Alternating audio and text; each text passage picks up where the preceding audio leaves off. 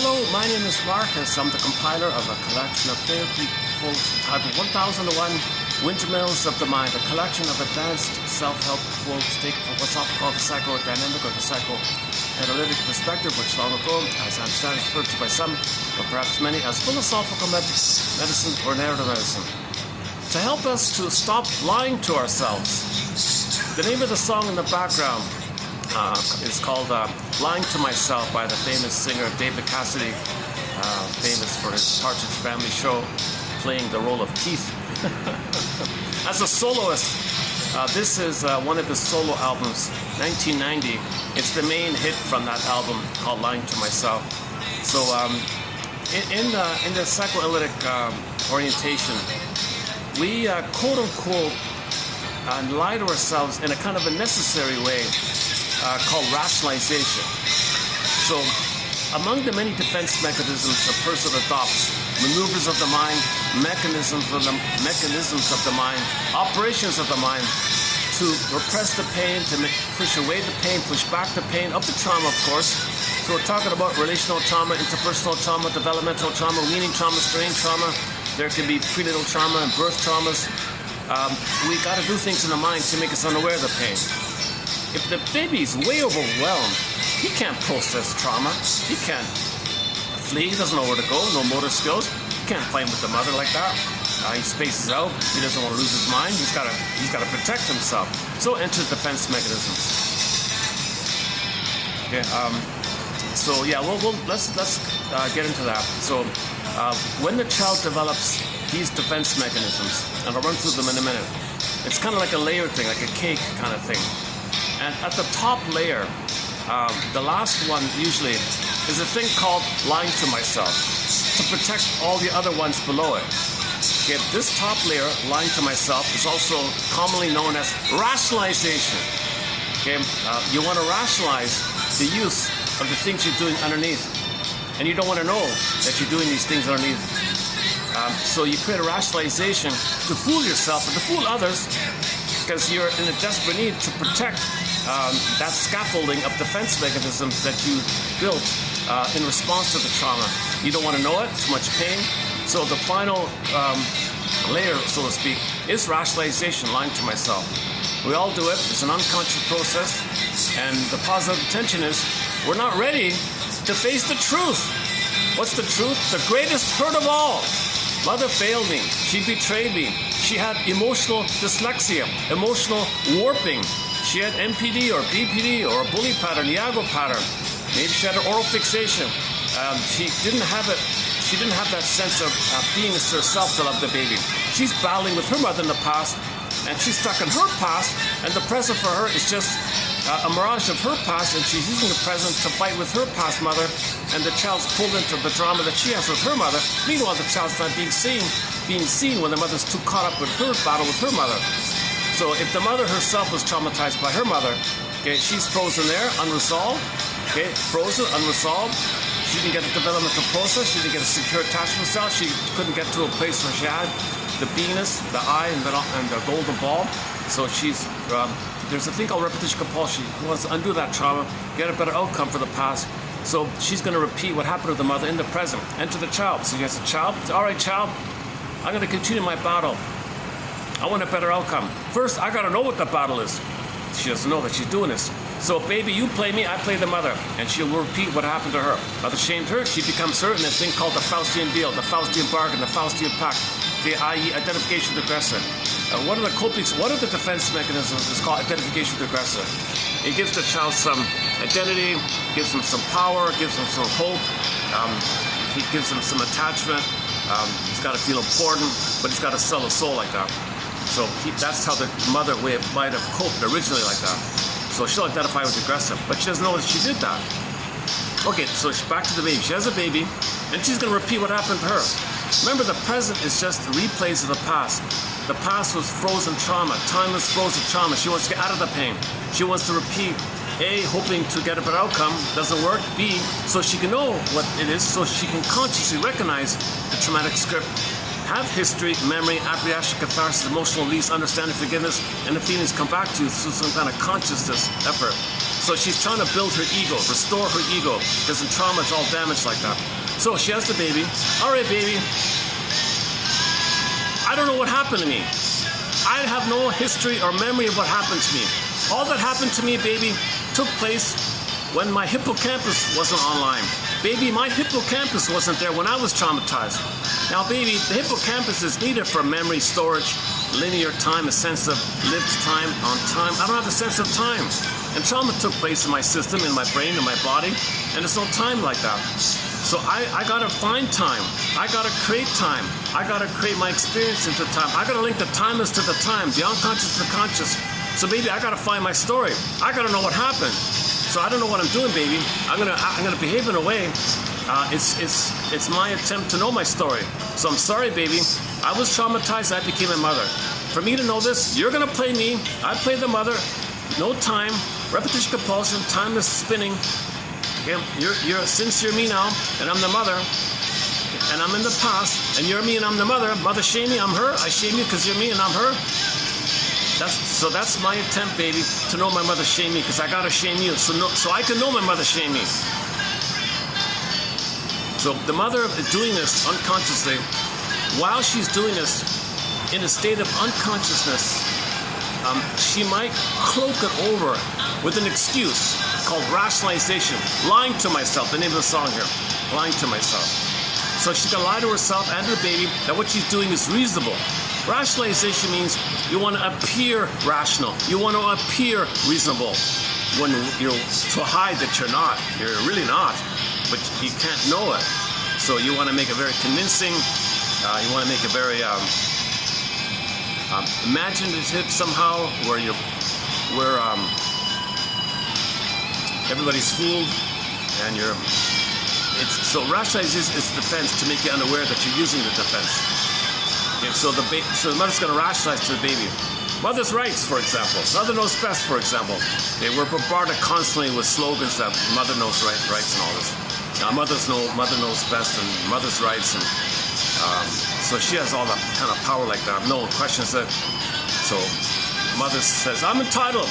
I'm entitled. My mother never loved me. I should be loved. I should be loved.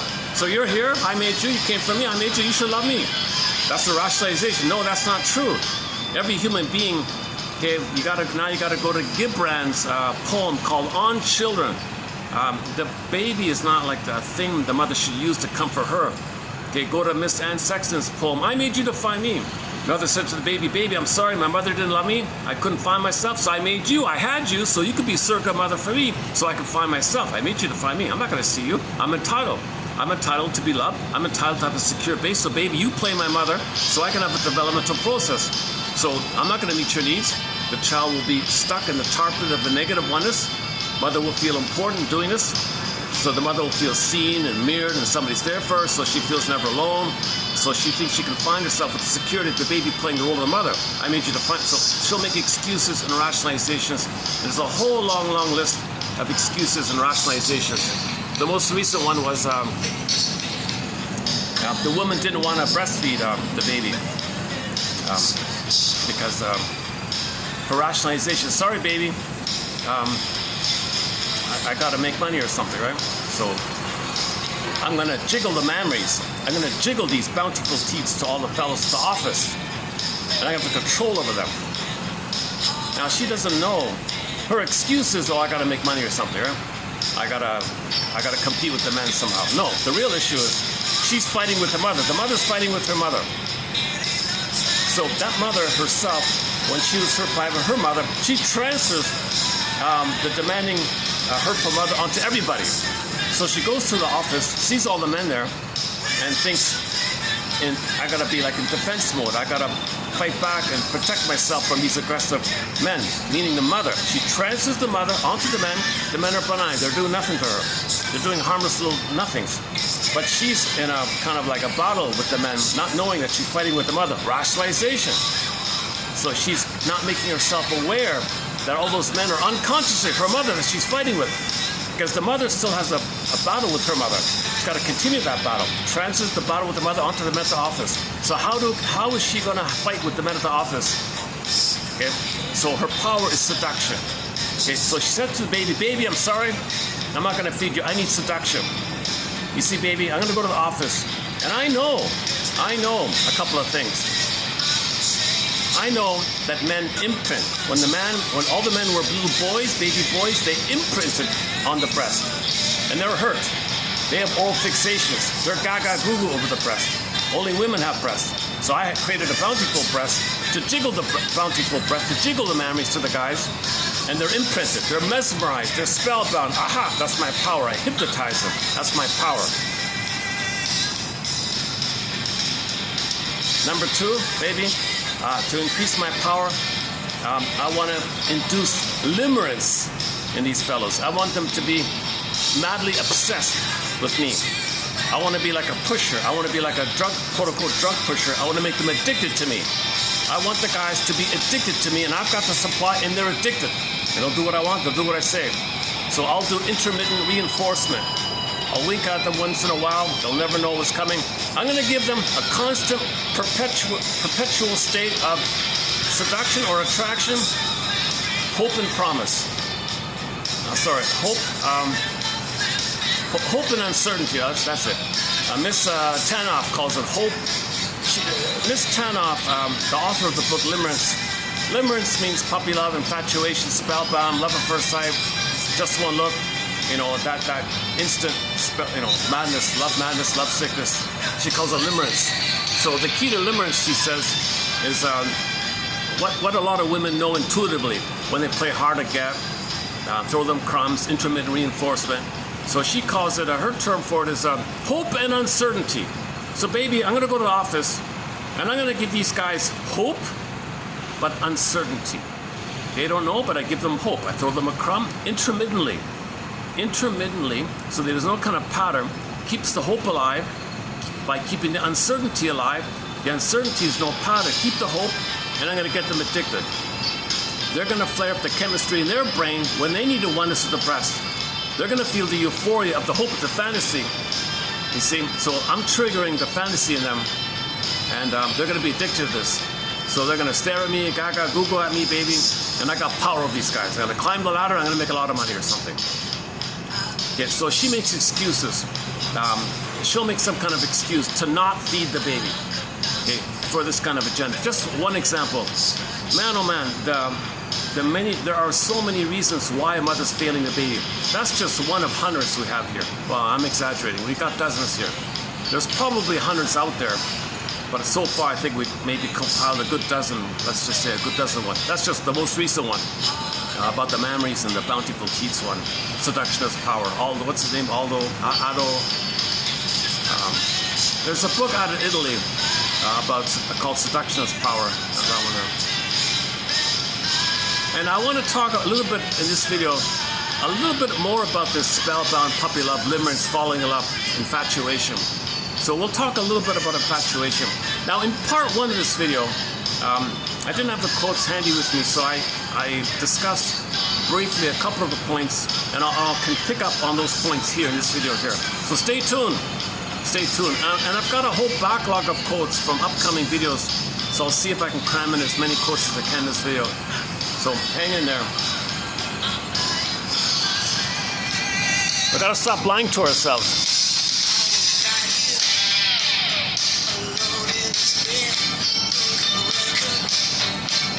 The truth will upset you free.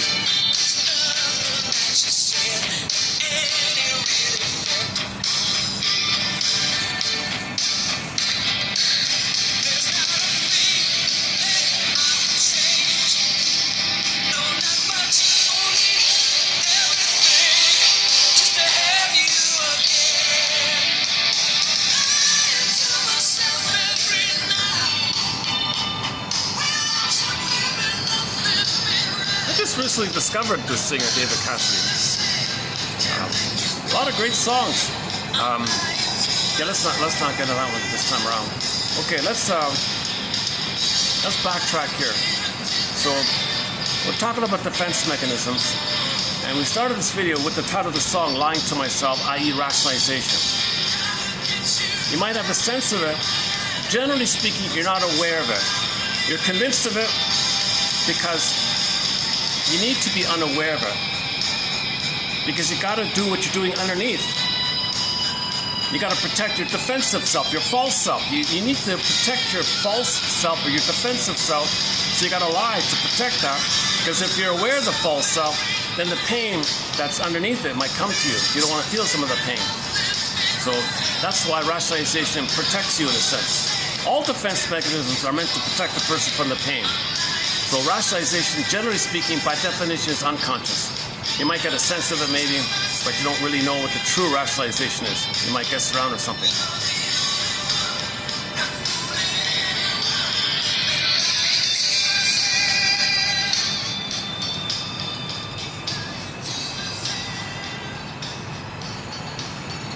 Okay, let's go back to the onion idea. Shall I compare thee to an onion? So let's run through some of these defense mechanisms briefly, as I currently understand it, to be updated. Disclaimer times 100 or times 1,000. I'm not a doctor, I'm not a counselor, psychotherapist, dream interpreter, forensic psychiatrist. I'm not a doctor. I only have a BA. I'm the compiler of the quotes. I find interesting quotes, discuss it, and then it's up to each person to figure out what's helpful for them or not. Like Robert Bly says, 30% of what you're going to hear is wrong. It's up to you to figure out which 30% is wrong. I don't know. Everyone's got their own unique kind of free associations to go by. Everyone's got their own what's called free association. No one can free associate for you. You can free associate yourself. No one can do that for you. So it's unique for everybody. Okay, so let's open up with the first core basic defense mechanism. Okay. So if the mother's impaired for whatever reason, she doesn't want to feed, she doesn't want to hold, she's resentful. Maybe the bond between the two of them was so damaged at birth she can't reestablish it. So she doesn't understand the signals, although she might want to try. That could do it. Yeah, the misattunement, malattunements, they don't have the rhythm together anymore. The rhythm of safety is broken. This often takes place with birth trauma and the removal of the cord, the removal of the placenta, the baby being born with the mother on the back and the legs up. There's a whole topic on this area. The hormones being removed at birth. So you want to, as much as possible, have a natural birth and a lotus birth, and leave the cord, leave the placenta, skin to skin, natural feeding, hormones, love engaged, rhythm of safety. Mother stays in bed 4 to 5 months. Give the baby the paradise. He needs an extended social, interpersonal womb. You know, this issue of the egg, the womb, that seems to be the source point of a lot of this limerence and madness. We didn't get the blissful oneness. All babies need a blissful oneness to the mother. Okay, oceanic feeling. One guy calls it oceanic ecstasy. Another one calls it delirious euphoria. Okay, this floating heavenly feeling. Okay, play the clip. Play the music video to Melanie Thornton's as a soloist. Her song called "Love How You Love Me." Look at the music video. You see all these couples floating in the air. They hold hands. They float in the air. All these couples are floating in the air. That represents this floating, blissful, euphoric feeling. No space, no time, floating. You're just so happy like that. Like floating like the clouds like that, right? Yeah. So in part one, part of this exciting feeling, you can't sleep, you know, you think about it all the time, obsessive thoughts. You smile to strangers, you're so happy, he's in love, wow, he's in love. You see the world differently. So that's part of the timelessness of the blissful euphoria the baby feels. You're feeling some of that.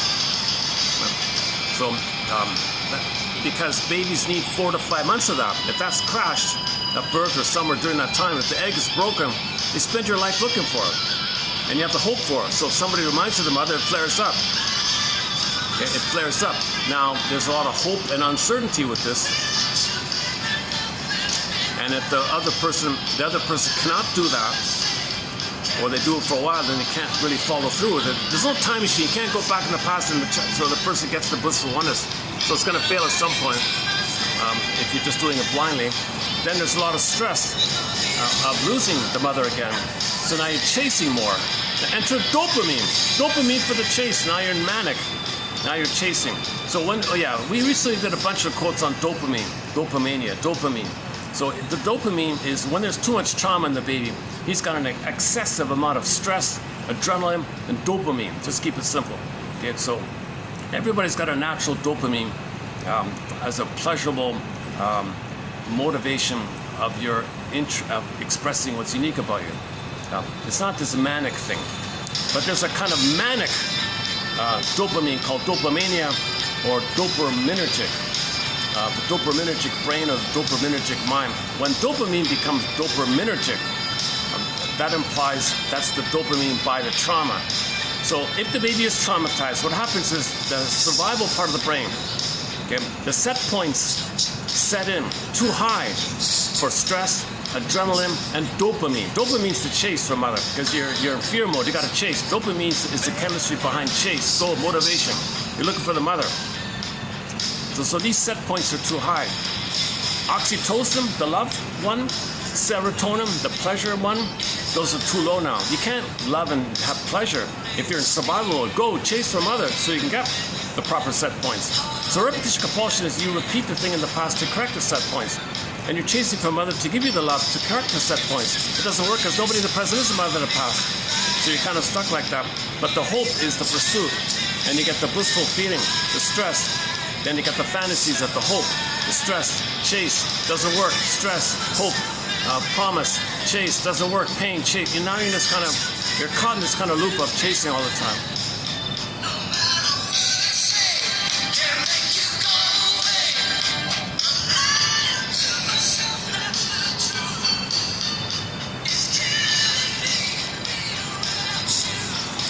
Let me take a perspiration break here. Hold on a second.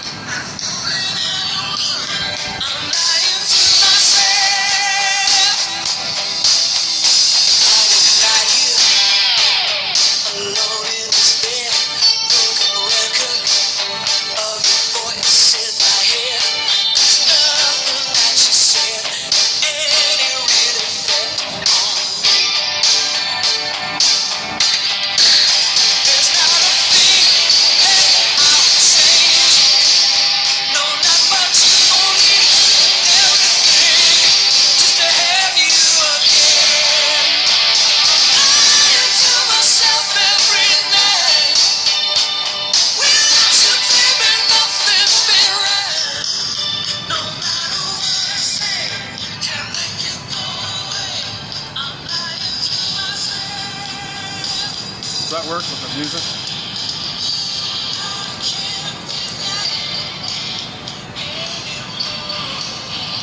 Okay, so one way to think about trauma is that there's too much dopamine. Dopamine's chase, so it's manic, right? So one of the key points discussed in the past week was you're chasing for a mirage of mother, an image of mother, the hope of mother, the hope and uncertainty of mother. Okay, so because when there's trauma, we have the unconscious hope for the fulfillment of the need for mother, the need for a secure attachment style to be able to go through a developmental process where your emerging self can be a part of you. Your budding beauty can blossom. That's called your emerging self, and that's called your I. Your authentic I stays with you. Embodiment, ensoulment, I feel therefore I am. You want that real self, this intrinsic, true, real, core, authentic, heartful self called embodied. You feel warm and alive. The golden ball is there. A wide range of feelings, aliveness of feelings, needed feelings, appropriate feelings. The goal of joy runs the consummating. The serene, inexhaustible fullness of being. So this quality of being, or the feminine, or the moon, or the yin, the being, the yin, the moon, like the moon and the being. The serene, inexhaustible fullness of being. So you want the being. That's your embodiment. That's your home. Your home within. It's kind of like your home within. We live to the extent that we have that. But in trauma, that's all frozen. So in fairy tales, they take a symbol of this, the princess, and she'd fly it, morph into a bird and fly away. Or Earth opens up, she gets pulled down, Miss Core gets pulled down. Or she's locked in a tower like Rapunzel, in a coma like Snow White, and so on down the line. So those images mean that we don't have that quality of our authentic self. Okay, in the case of Miss Core, Earth opens up in the chasm, she gets pulled down. And that chasm, in the Disney film Inside Out 2024, they showed you the chasm. And the associated emotion is the rage. They represented it by the sarcasm character. Sarcasm is a form of anger and rage, right? Sarcasm. Okay? So that's a natural response. All anger, by the way, is a SOS for love. So any kind of cynicism, anger, or any kind of anger in any way any form, to whatever degree. It's all code for I want love. Everything's love or a cry for love. Anger is the final, most desperate cry for love. So the sarcasm is still a cry for love like that. They didn't get their needs met. The cry for love meaning the secure attachment, the mother, the cry for mother, basically.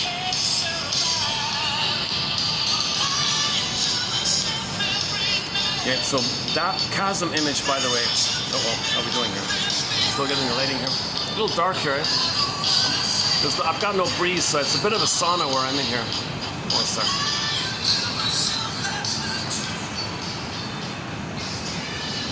How's it downstairs? Yeah.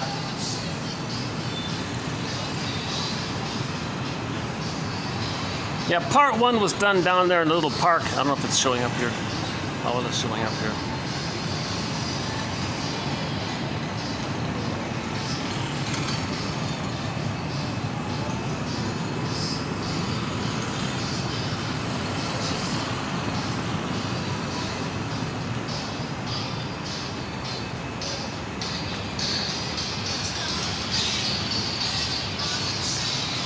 Oh, you can see it through there, eh?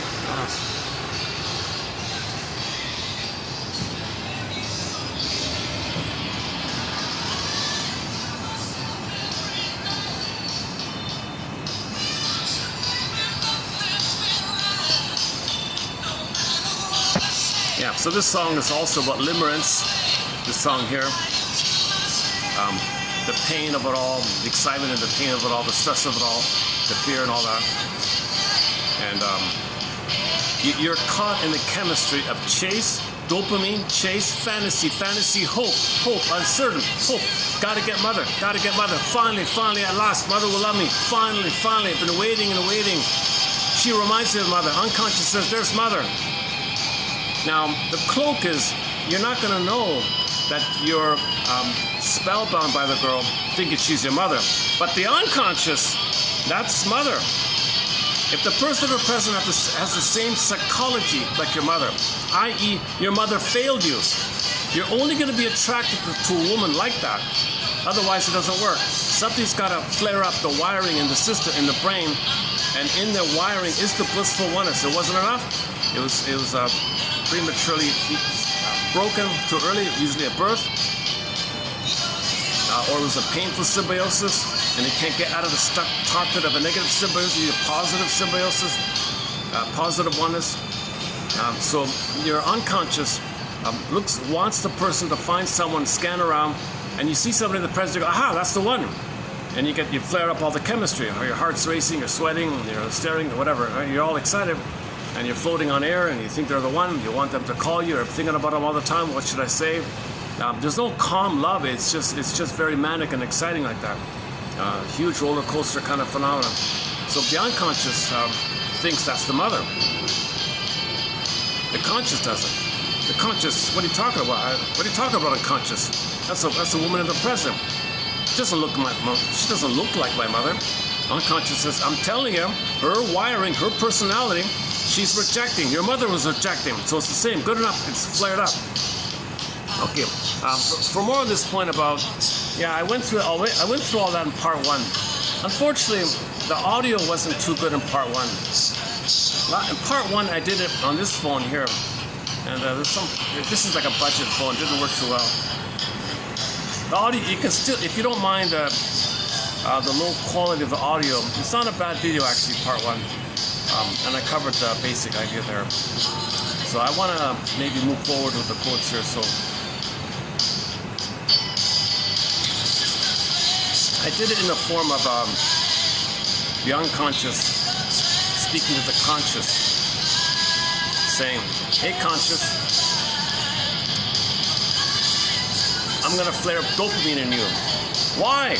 The conscious might say to the unconscious, why are you flaring up the dopamine? Oh, dopamine means chase. I'm going to get you to chase. You're like a real puppet master, aren't you? I don't want to chase this person.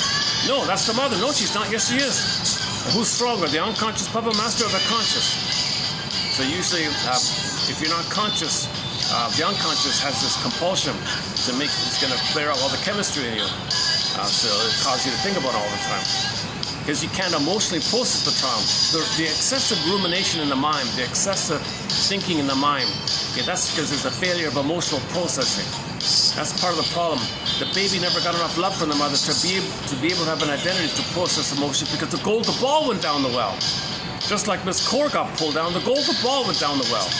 So the person doesn't have the wherewithal to soothe their feelings, understand their feelings, regulate their feelings like that. So the chemistry is just, it's all panic, stress, adrenaline, go. So you're kind of driven. Papa Master says go. So you find yourself thinking about the person all the time or something. Or waiting by the phone all day, you can't sleep kind of thing. And you're thinking all these things, what should I do? What's the best thing to do? They probably don't even know your existence, but you're obsessing about them, right? Now, the consciousness is you're only attracted to someone who failed you and rejected you. So you gotta, that's a mindful, that's the point was emphasized in part one. And another point emphasized in part one is the person you're obsessed with, you get a real double dose. If the person in the present possesses the negative traits of both your parents, then things really flare up. Because the father was the hope. Following the failure of the mother, you transfer the hope to the father, but the father can't do that. And so if somebody in the present has the negative traits of both your parents, you got like a double excitement. A double hope with the mother and a double hope with the father. The failed hope the mother put onto the father. So you got like a double hope flaring up. Now the father can't do what the mother should have done, but you don't know that as a child. At least you thought the father could have protected you and fixed the mother. So you have some kind of hope with the father. When the mother fails, the child has hope with the father, but the father can't do what the mother should have done. So there's a lot of chemistry like this in terms of hope. So this is a topic on hope and uncertainty. Miss Tanoff, Dorothy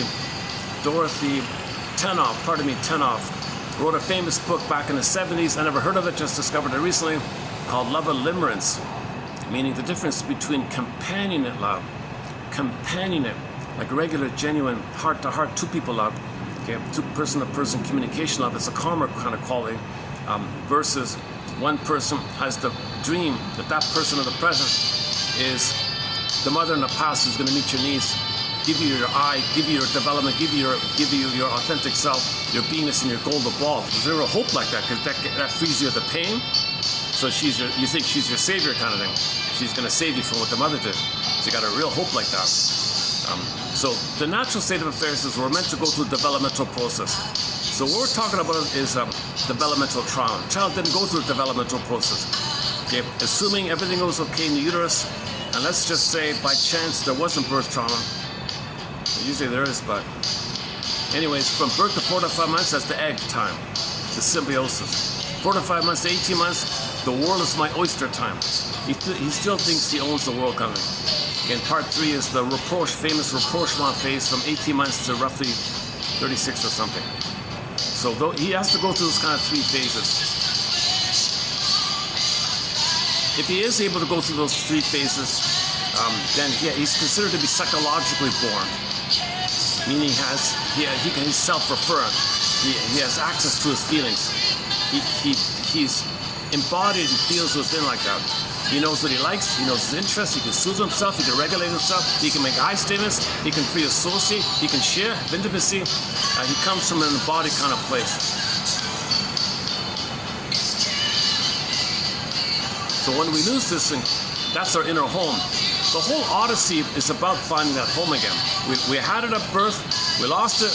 At midlife, you realize it, you do the midlife audit, the midlife scrutiny period, the midlife examination period called the hero's journey, and you want to get it back. So you gotta face this whole area of understanding our story. Narrative medicine, we have to narrativize things and put things into time, so we have the natural healing process called mourning. And then we get back our eye. Oh, no, we understand what happened. So we repeat as experimental recollection. We're trying to remember. So you want to make emphasis. You have a pattern, when it began, and that's why you're doing what you're doing in the present. So you want to study the pattern. Projection, something you don't know about yourself. You see others have it, that's a mirror to those within. You study projection. Coaching people with the roles to replay the past. Okay, a thing called project identification. Okay, the Faustian deal one, the aggressor one. Personality structures, and so on down the line. So that's all part of trying to find our story like that. So okay, let's back up a sec here. So So the song here is Lying to Myself, called Rationalization. But before we get to that top defense, there are several underneath it. Shall I compare these to an onion? So let's work from the basic one and go up to rationalization. Shall I compare these to a layered cake or an onion or something? Maybe I can turn this off here. Oh, sorry. Okay, thank you, David Cassidy. Maybe I'll hit the pause button on it. Yeah, great song.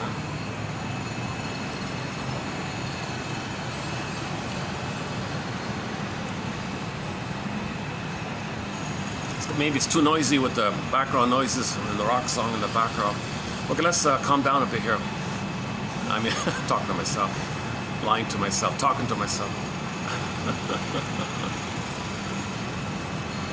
Okay, so let's run through them briefly. Now, each one of these points can be elaborated on for like 10 hours, so I'm just going to do like a table of contents kind of thing. So let's start off with the baby is born 360, like complete. He's got his feelings, he's got his embodiment, he's embodied, he's ensouled, he's naturally rich and beautiful and so on, radiant and all that. Like Robert Bly likens it to the golden ball idea, 360 personality. Now that quality of the radiance part or the beingness part, that's still in the baby time, called the budding beauty. It leads to the emerging self. So that part needs to remain with the person. But in trauma, that part, called the authentic self, let's say, okay, symbolized like the princess, as mentioned before, flies away. Or the chasm image. Back to the chasm, right? So in the chasm image, when the Miss Core, Princess Core, remember the heart of the person, the soul of the person, the core of the person. So Princess Core is synonymous with the Miss Princess Heart, Princess Soul, Princess Core, same idea. So when the earth opens up and the chasm like that, she gets pulled down. That's because the chasm image shows you you don't have access in your psyche, in your system, to feel your princess, your soul, your heart like that. Okay. Now, a very convenient image for the chasm image is sometimes called like a gap in the earth, a crack in the earth, a gap in the earth. The gap is there because there was a gap between what the baby needed and what he got. There was a huge gap like that. So because of the gap between the baby, what he needed, and the mother failing the baby, there's like a huge gap like that. That's a chasm in the earth. So the chasm in the earth shows the gap, reflects the gap, and the soul gets repressed down, gets pulled down.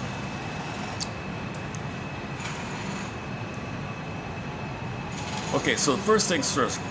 The child says to himself, "Dear soul of mine, dear authentic self of me, you're the main part of me, you're the heart of me, you're the core of me, you're the soul of me. I'm sorry to me, I'm sorry to my own soul, I'm sorry to me, but soul part of me, I can't protect you. Mother's too dangerous. She's got a battle with her mother. She's not seeing me, not meeting my needs. We're terrified here. I got to protect you. Please morph into a bird and fly away. Go, I know not whither. Don't tell me where you go. Hide away. She's dangerous. Flee, take off, and at midlife, I'll look for you." So first defense mechanism is he sends away his soul. So the exiling of the soul. It's not gone. It's just hidden. We don't know where it is. And so this imagery of the soul not being a part of the person, or the embodiment not being a part of the person. There's so many ways to refer to this. Myths and fairy tales are excellent for this. So, Rapunzel, Snow White, and so on. Even the common one, the Velveteen Rabbit. You don't feel real and alive. You feel like the stuffed rabbit. So you don't even feel real and alive. In other words, the pin goes on the collar, and the aliveness of the body, the emotional body, goes flat. The jargon is flat affect. In ancient times, this was referred to as athemolexia, no feelings for your words. Nowadays, alexithymia, no words for your feelings. Okay, so it's hidden somewhere, right? The ability to feel is far away from you. That gap, by the way, that distance, okay, the travails of the traveler reveal the traveler to himself. That's the journey. You want, so there's a gap between you and your ability to feel. Put it that way, another kind of gap idea. So, Okay, so number one, the baby exiles the soul in whatever form it takes in fairy tales. Sometimes the princess can morph into a fox and run away. I know the Inuit like that one. Play Beatrice Deer's song called Fox and her music video to that song called Fox. Well, the fairy tales in the music video. Play the music video to Beatrice Deer's a song called Fox. There's just a very elementary version of it. So you see the princess, she's in the house, so we're ensouled. But at some point, there was a neglect or disrespect for it, and the soul morphed into a fox and ran away. Now the igloo or the hut, whatever it was, that was empty. So we feel empty. In a fairy tale, when you get a castle and there's poverty, emptiness, and problems like that, that's soul is missing. When the princess comes back, and then that means your feelings come back. You're in your body. So like castle, okay, and the princess, okay, body and soul. So castle without the princess, like the bowl without the, it's like the body without the person, without the soul, kind of. Okay, man, oh man, this that point right there, we can really delve into all the fairy tales. So let's just say the first elementary basic defense mechanism is that the child is not safe to live in love and to feel, because he thinks mother's too dangerous, mother abandoned him, is using him, mother can't soothe him, mother can't offer what the baby needs so he can develop. So he's got a problem with the mother. He's in a battle with the mother. So he's got to hide his soul to not feel more pain by the hurtful mother. He's got to send away the soul. So it goes numb, basically. Dickinson adds the point about the swoon. The mercy is you go numb. That's called the endorphins in the brain, called the swoon. There's a pain so utter, it swallows substance up, then the person goes into a swoon. Why? In another poem of hers, the baby had a great hope. A great hope fell. You heard no noise, the wreckage was with him. O cunning tale that let no witness him. See, the O cunning tale is we don't know what happened. Okay, now enter the Wizard of Oz. The scarecrow guy has no brain. So we as a baby can't perceive it. Hippocampus isn't there. So the trauma took place, but we can't know it. Okay, Tin Man likewise, similar with the core getting pulled down. Okay, the Tin Man image has no heart. So we feel the loss of the heart. That's the Tin Man. And the scarecrow and the Tin Man being like that, that represents soul fragmentation. A trauma took place, we don't know it. We lost the heart, and we can't link the knowledge of the trauma and of why we lost the heart. We can't link the event with the feeling. It's fragmented. So we can't even know why we don't feel our heart. We don't even have the story. Now, that being the case, the byproduct is that person's going to feel disappointed. It's the cowardly lion. So it's all kind of fragmented. Dorothy is the symbol, the symbolization of the energetic spirit within the psyche to line things up. So Dorothy lines them up. Scarecrow, Tin Man, and Lion, get them all lined up. So mind, heart, and body, get it in sync, get it in line, line it up again. That's just one part of it.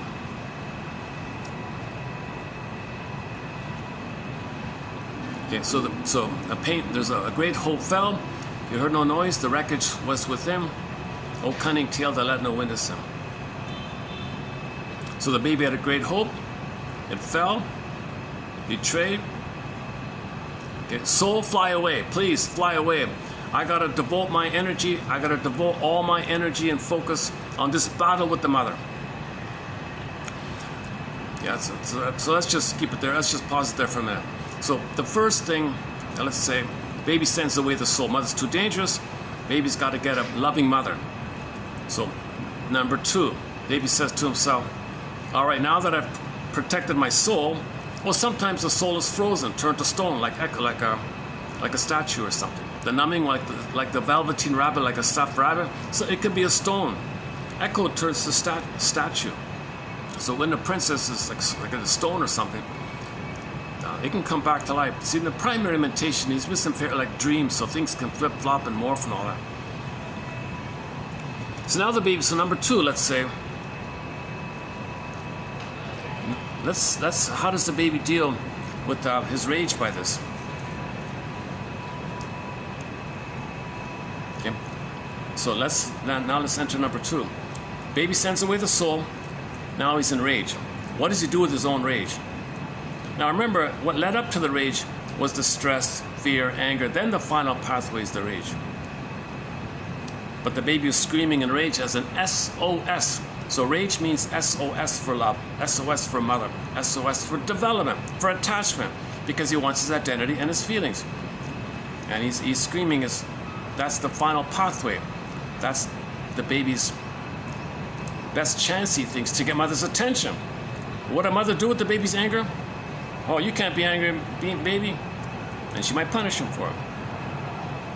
Maybe the baby bit the nipple. Oh, you bit me, I'm not going to feed you anymore. So she punished the baby for the baby crying for love. Baby's punished for crying for love. So many betrayals like that. Mother doesn't pick up the signals. Baby communicates it. Mother ignores it. Baby communicates again. Ignored again. Final pathway, anger, then punished. Man, oh man, baby's in fury like this. But the fury goes in on himself. Now the baby's got to turn his own rage is going to rebound in on himself. Now it's destructive. The baby's desire to live, L-I-V-E, rebounds in, reverse the letters, E-V-I-L. Now it's destructive. So E-V-I-L is still the cry for love.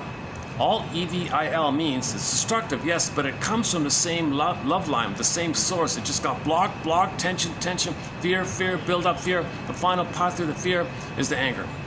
Anger's the final pathway, but it comes from the cry for love, the need for mother. It can come from there. Anger is an expression of this cry for love and mother. So now the mother rejects the anger. Where's it got to go? It's got to go somewhere. He's got to express his anger somewhere. Now that anger is the link to the mother, by the way. So he's going to turn to his own anger as the link to the mother, as the mother. But now this anger turning in on himself. That's his attempt to hold himself, to comfort himself. Can you believe it? The baby's using his own anger instead of his mother. Okay, so now he has no mother, right? No good mother. He can't make it without a mother. So he turned to his own anger because that's a link to the mother somehow.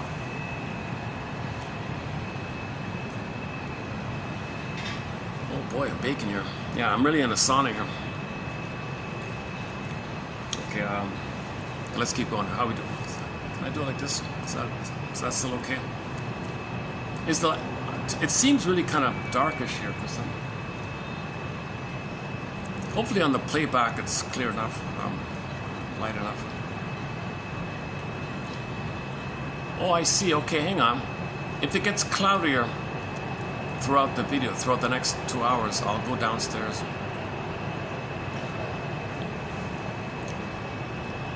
Okay, so in normal terms, we say the mother holds the baby, comforts the baby, soothes the baby, is there for the baby. Baby can't make it without a mother. The mother's hurting him. What the hell? Who's going to hold him? Who's going to contain him? Mother's hurting him. So the anger is the link to the mother, so the baby turns to his own anger as his mother. Now he worships the EVIL personified as a character. The guy with the horns. Enter Howling Man, Twilight Zone, Season 2, Episode 5, The Howling Man. Now the baby worships the Howling Man. That's his mother. So that's mother worship. Okay, that's his chance to survive. He worships his own anger. So the baby's anger poofs into a monster, Howling Man. So the guy with the horns, okay, in folklore and literature, okay, there's an image for this rage. So just in general terms, the baby's rage, in the baby's mentation, it's pre-linguistic, pre-verbal, imaginal. So the rage going in, that rage sizzles up some kind of scary entity. It could be a sea monster, it could be a cyclops, a boar queen, a Medusa, guy with the horns, okay. Half animal, half human, it's just some kind of entity. It could be any kind of entity. Usually it's a monster, and usually it's in rage, and it wants to gobble you up. But most of that image was created by the baby's rage. Mother wasn't that harmful. But the baby thought he'd be a goner. He wasn't going to be a goner, but he thought so. He didn't know. He doesn't know. Baby doesn't know time. Baby doesn't understand time. If mother's in the kitchen, and he's crying, or at nighttime, baby's crying, mother says, "Oh, I'm too lazy. Let him cry himself to sleep." He thinks he's a goner.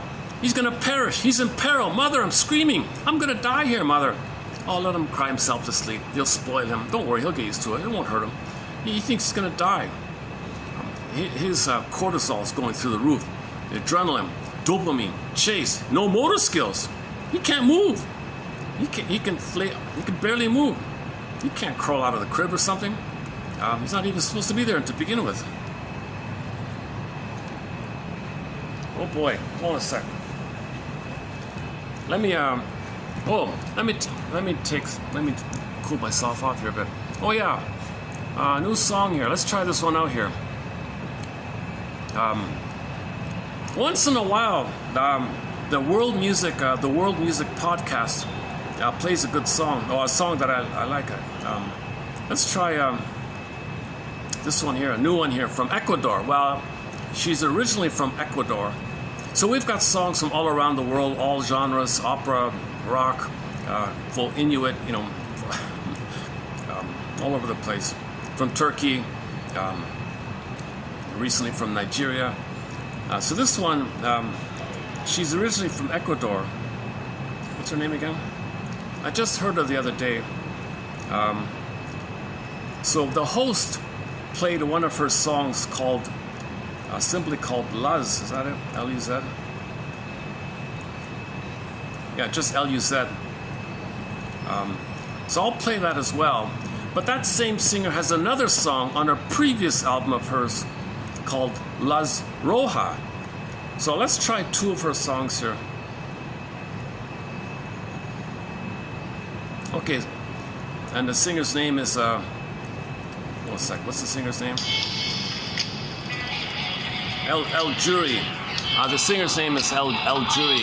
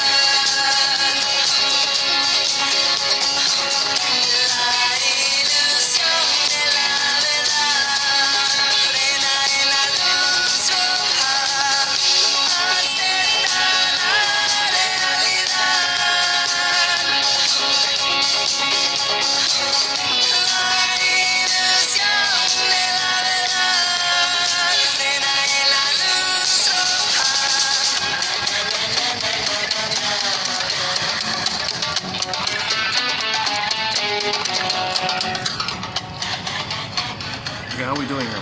Oh, glasses. Hold on a sec.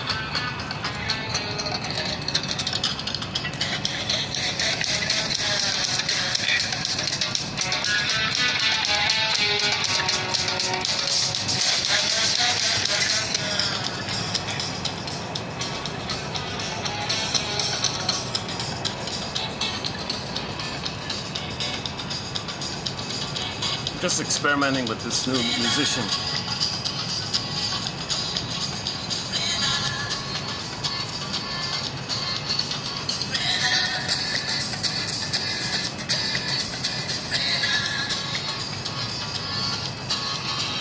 Okay, so we're on the second defense. So the first defense was send away the soul, go away, I can't protect you, go hide, I'll look for you midlife.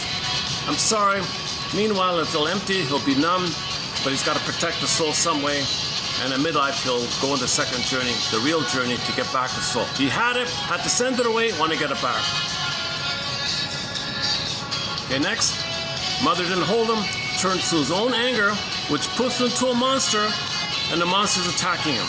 His own anger in the form of a guy with the horns or something. So when you hear the phrase, when you hear people out in pop culture, oh, he worships the guy with the horns. He's a Satan. Okay. That's code for the baby was angry. The anger rebounded in. Okay. When the anger attacks yourself, it's hurtful, destructive. It puts into some scary thing. That scary image in the psyche can take endless forms, and one of them is the guy with the horns, the howling man. So if you go to the Twilight Zone, you see a pretty typical stereotype image.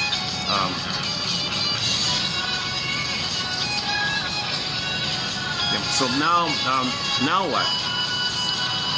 He can't deal with this pain. He's got to turn to his own anger, which is hurting him, to mother him, to soothe him, but it's attacking him. Whoa. Okay, enter defense, the next defense. Enter Edmund Berger. The child's got to trick himself to somehow sugarcoat this pain, not know this pain, bury it, nullify it by pushing it down. Now somebody said pain and pleasure are the same in the brain. There's something. So he's going to pleasurize this pain, called psychic masochism. His own anger for the mother to himself, hurting him. Make it pleasurable. That's how he deals with it. If he makes it pleasurable, it's a sick thing. It's called a major, quote-unquote, major crime in the psyche. But he's trying to survive here. Baby's a genius to figure out all these tricks of the mind. So he's going to do what's called the libidinalization, he calls it. The making pleasurable of this pain, called psychic masochism. He enjoys this perverse chemistry of the euphoria with the pain. So the euphoria with the mother that should receive, the hope for the mother, deliverance, the hope, and the pain, he blurs it up, focuses on the pleasure of it all, but there's pain there. He can't know the pain. But that pain fixates him. He's fixated, frozen in his development. He's like a pin there, like a thorn there. Okay, played now into the French animated film called Kirikou and the Sorceress. You got the thorn image. Okay, so there's like kind of like a thorn there. He's fixated there. He's stuck there. And that's his tie to the mother, his hope to the mother, his link to the mother, is the rejection by the mother. He makes it pleasurable. He can't know this major crime. He's got to be active. He's got to preserve his identity.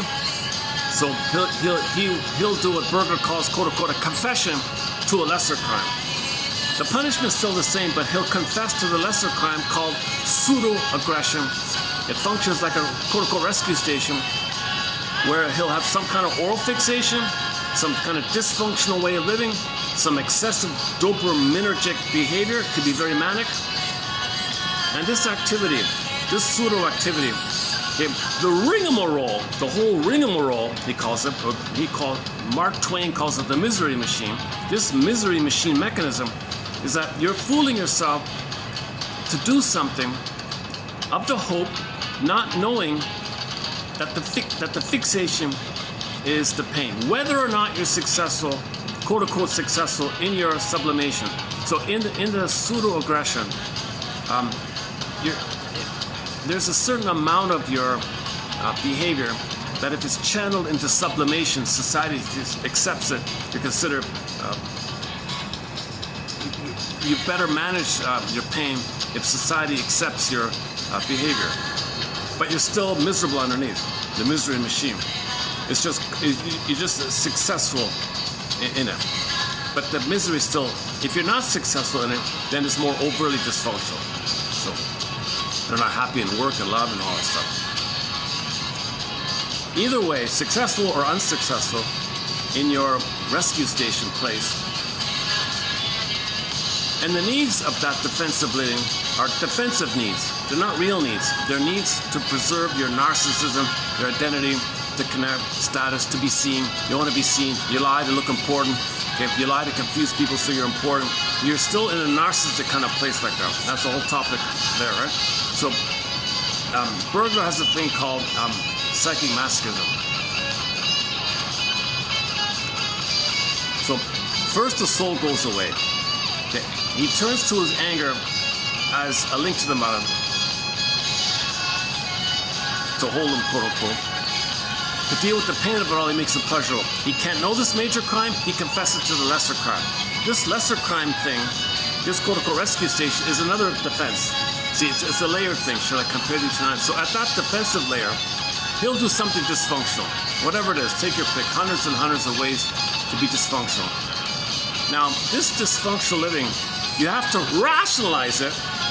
You got to protect it, because you don't want to know the major crime that you made mother's pain pleasurable. You're still tied to mother's apron strings, still waiting. Isn't it bittersweet?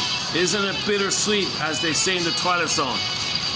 Episode entitled One Life Furnished in Early Emotional Poverty. Isn't it bittersweet? Go to the closing narration to that Twilight Zone episode entitled One Life Furnished in Emotional Poverty. Isn't it bittersweet? Isn't it bittersweet that you're fixated and tied to the mother? That means your dysfunction is loyalty to the mother, tied to the mother. Part of this idea is that the baby thinks he's protecting the mother. He's got to protect her and save her and cure her and heal her to have a loving mother. So he'll be dysfunctional thinking he's helping the mother, because mother felt threatened by the baby's needs. Baby thought, mother, my needs bother you? Let me fix you. Does all these tricks of the mind, maintains the tie. So dysfunction maintains the tie. If dysfunction maintains the tie, that means he's still in that fixated place, the thorn place, where he's trying to be loyal to the mother. So Morton Keeson's line is, dysfunction means you're saving the mother, protecting the mother, trying to heal the mother. He says protecting all the time.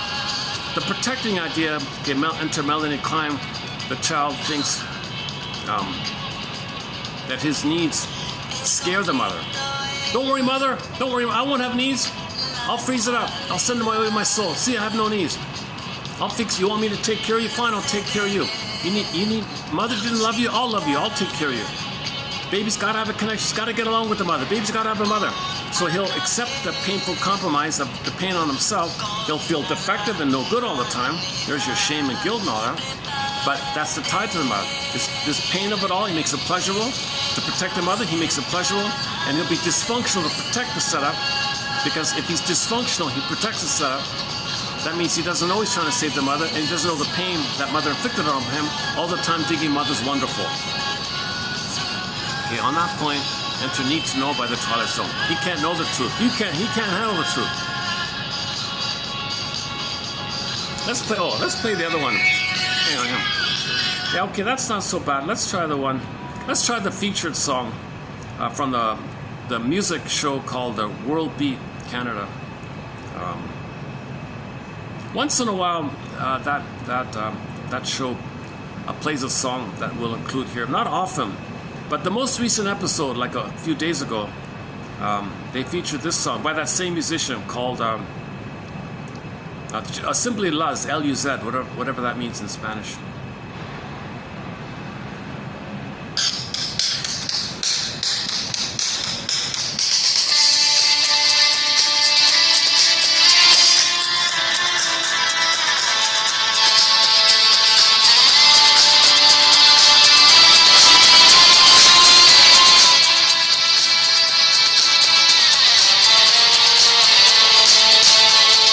Donde hay luz,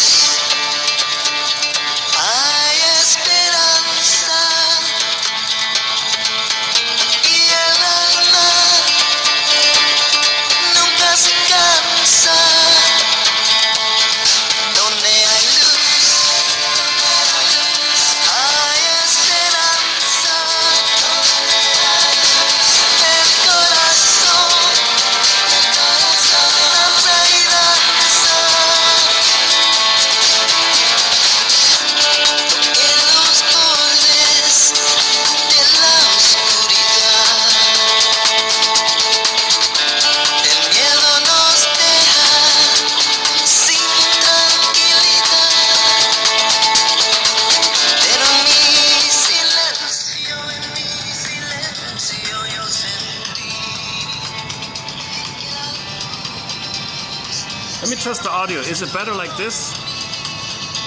Or like this? This one's a little better, right? This way? Yeah, it's a good choice. Yeah, you chose a good song. He lives in New York, I noticed. She wrote a love song about New York. I love New York. Whatever. Oh, they could use her for a commercial, right?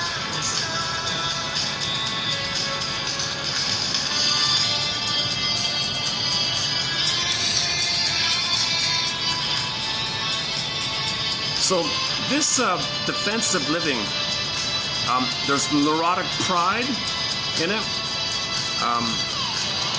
You need to feel that you're important by it. That's because all babies think they're special kings and gods and all that, so you feel very important, called neurotic pride. And your quote-unquote narcissistic supply is there in the case, in the version where the trauma is before 18 months. So this is considered the quest for power and status and image and to be seen and all that.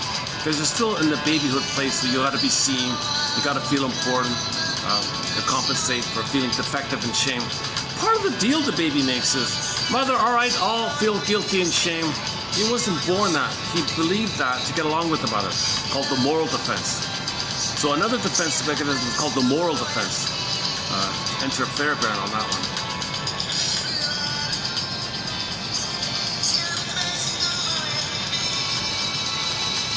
Okay, so let's just,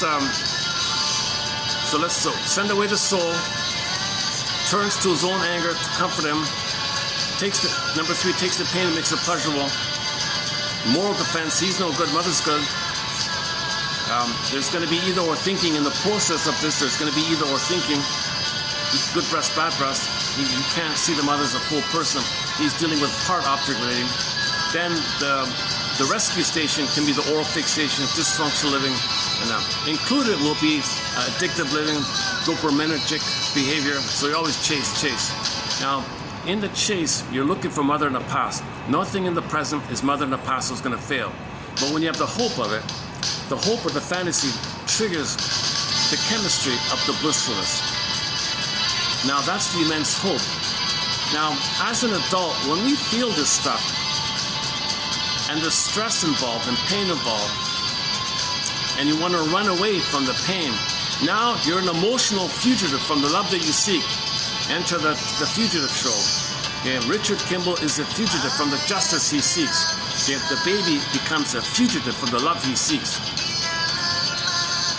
So he's looking for a mother. No symbol of mother, no mirage of mother, no cookie, no material, no greed, no money, no avarice, no behavior,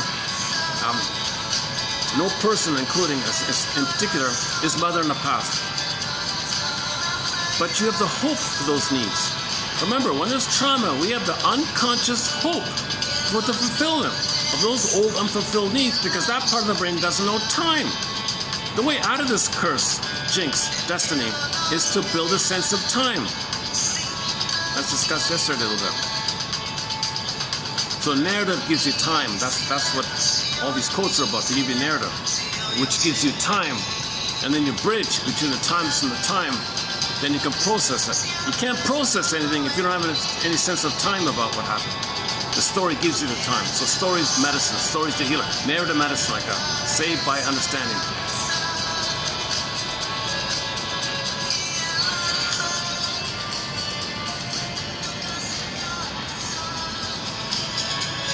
Yeah, the Clouds put on a show for free today.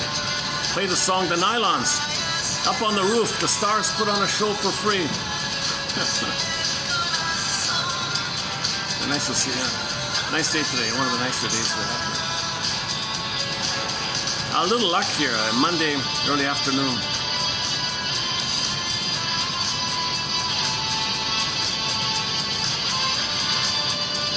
Okay, where are we here?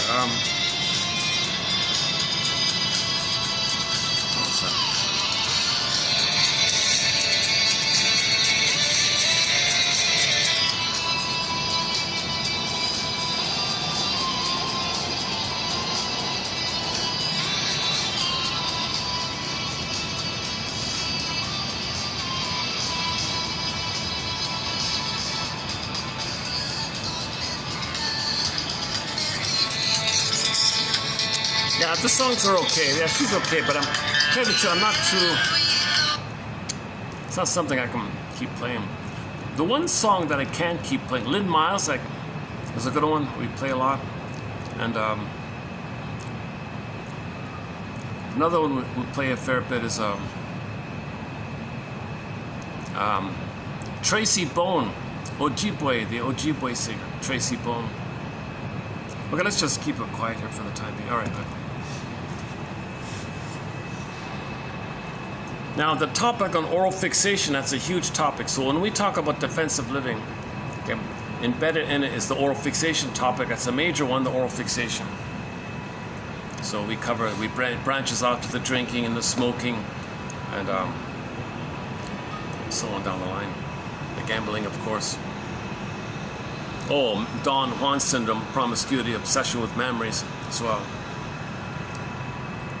And in the Don Juan syndrome, the fragmentation of feeling in the body. So they repeat the failure. So they cannot link it, but they want to link it, they can't link it. So you repeat how it was fragmented, so they're stuck in this kind of loop. That's a huge one, the oral fixation. So about a month ago or 2 months ago, we posted, I don't know, a good 100 quotes on it actually. That was a major theme recently. Another recent theme was dopamine. We just covered 4 videos on dopamine, mainly by Previc and Mrs. Lemke. And yesterday, and yeah, this video, part 1 and 2, is a continuation of a recent discussion on limerence, okay, called transference love. It's not companionate love, person to person, two companions. Transference means the past. You transfer the mother to the person of the present. You transfer the mother to the person of the present. See the person of the present as your mother in the past, unconsciously, not consciously, but consciously. You're unconscious, it doesn't know it, because rationalization says, no, I can't let you know this. The puppet master's driving the show here. The puppet master's driving the puppet master says, I want mother's love. That's mother. She reminds of mother. Good enough. I'll continue the battle with this person. But the person in the present can't do what the mother should have done back then. But that unconscious doesn't know time, doesn't understand time. It's just going by this wiring and the memory, and that the person in the present flares up this. Let's jump into this. Okay.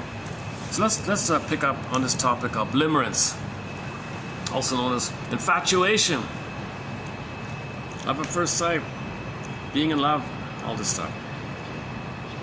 Okay, let's do some of these quotes here. Okay, I'm going to read a couple from 3158. So I'm still in preview mode of upcoming quotes, and the ones I'll briefly mention the ones below later.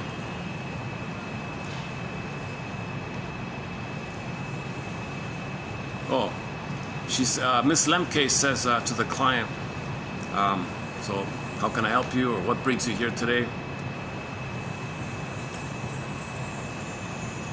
She says to the client, start at the beginning, wherever that is for you. Start at the beginning, wherever that is for you. It's called free association. So doctors, more and more doctors are now saying that they need to know the person's story, and that's just as important or even more important than the symptom. Tell me your story. Start at the beginning, wherever that is for you. Okay. According to Miss Ayala, is that right? Ayala Pines. According to Miss Pines, we choose. Well, the unconscious. We don't consciously. The unconscious. We don't choose.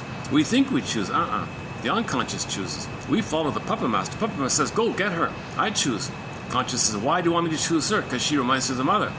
The unconscious chooses. The puppet master chooses. The double self, the secret self, the shadow self, the hidden self, the second self, the double self chooses. We don't choose. We're a puppet. We're just following blindly what the puppet master is pulling our strings.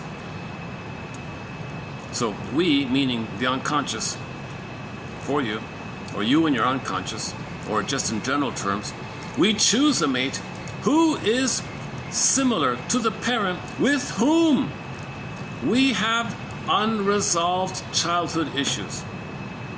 Usually the mother, sometimes the father, but usually the mother. Unconsciously, we are seeking to resolve this natal relationship in adulthood. So natal means like babyhood time, like prenatal, postnatal, just baby. Anything related to the baby is like natal, right? Again, according to Miss Pines, we choose a mate who is similar to the parent with whom we have unresolved childhood issues. So if the mother had MPD, your unconscious says, find somebody who has MPD.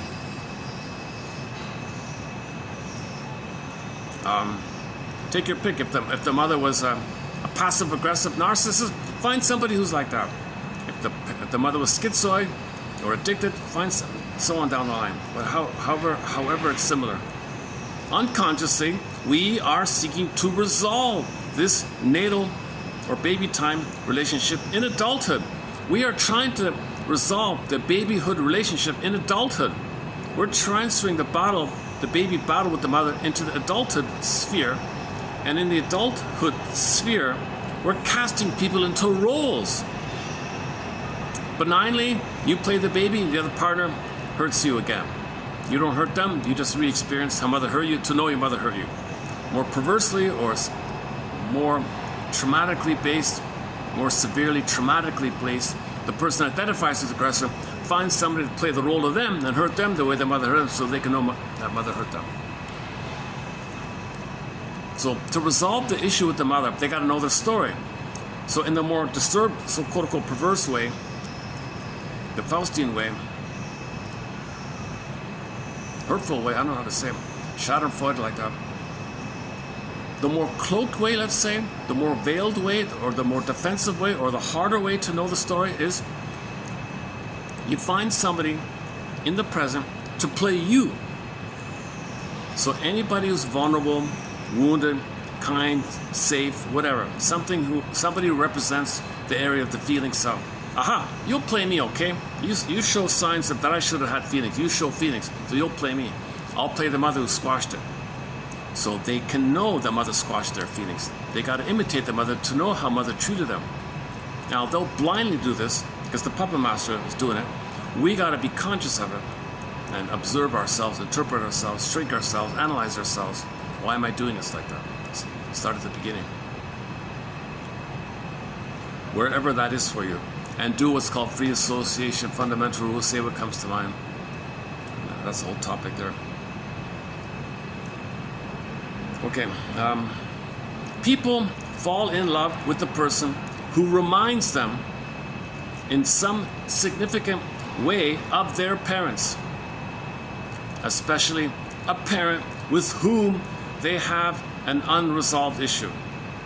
The more intense the unresolved issue, the more intense the experience of falling in love, with incredible highs when the infantile needs are satisfied. So if the person is nice to you during that time, whoa, you're floating, right? And incredible lows when the infantile needs are frustrated the way they were in childhood. You see. Yeah, that point was, so this is an add-on from part one, this one here, this part here. Okay? People fall in love with a person who reminds them in some significant way of their parents, especially a parent with whom they have an unresolved issue. The more, okay, I'm reading from this one here. The more intense the unresolved issue. How about this? Can I do it like this? Is that okay? Okay, let's do it like this. Is that okay? Make an adjustment here. Yeah, let's draw it.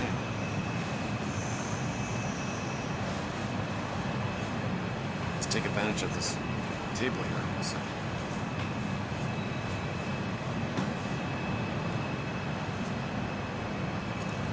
Is that okay like this? I'm talking to myself.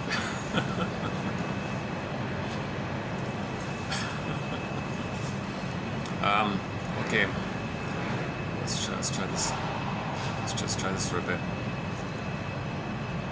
Again, People, Robert Bly always says that on the tape. Again, he'll read the poem. He wasn't sure. Again, the second time he gets it right. Again, for me, it's like the fifth time. People, I have anxiety. I have not been analyzed. Disclaimer, as mentioned before, I've had the funds. Played Joni Mitchell's song, This Flight Tonight, made popular by Dan McCafferty. I'd love to be on this flight tonight and find my blind spots. Make the unconscious conscious. People fall in love. Now, we're not talking about healthy companionate love, eye-to-eye love, mutual love.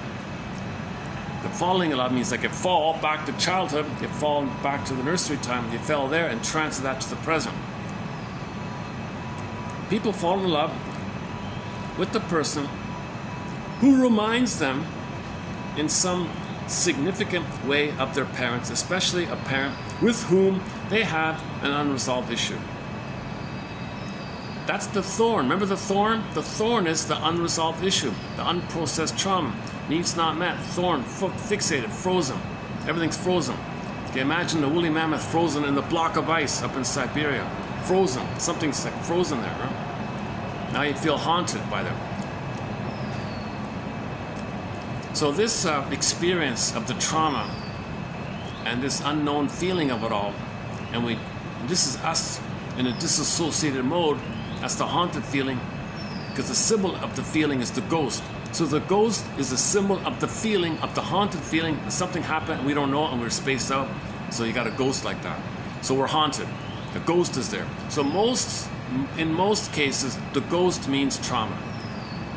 Ghost is a symbol that the person was traumatized, and the feeling of it is the ghost. Ghost represents feeling of trauma, put it that way. The more intense the unresolved issue, the more intense the experience of falling in love.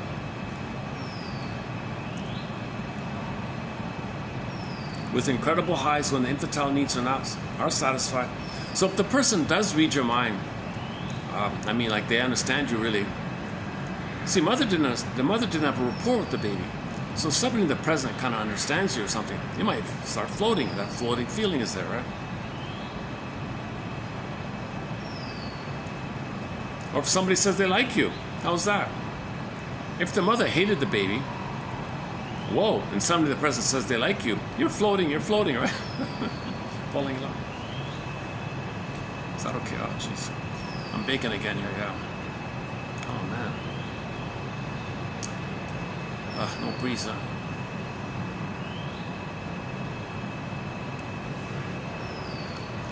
Let me make another adjustment here. Let me try something else here.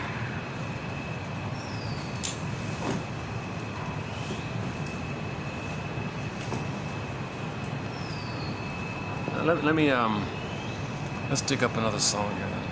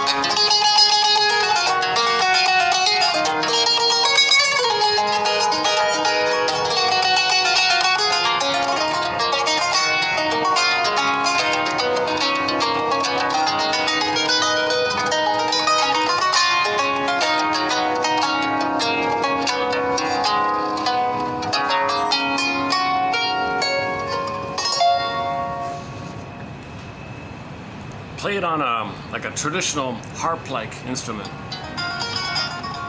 Sits on your lap. Itak, what's his name? The performer, the instrumentalist is Itak. Oh, there it is. There, Itak Dogan. Is that right? Getting it in. That's the name of the song there. Something about his hometown.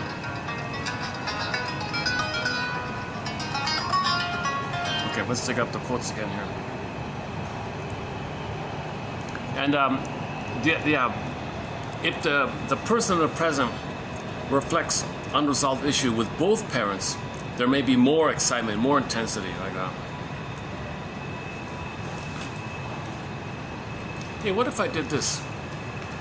What if I... Let me try something here. What if I moved it here? Oh no, I got the jumbo screen. See, the problem is, I got a bit of a privacy. I don't want to... privacy thing. Plus, see, there's this huge, massive jumbo screen flashing, blinking all the time. Kind of distracting a little bit.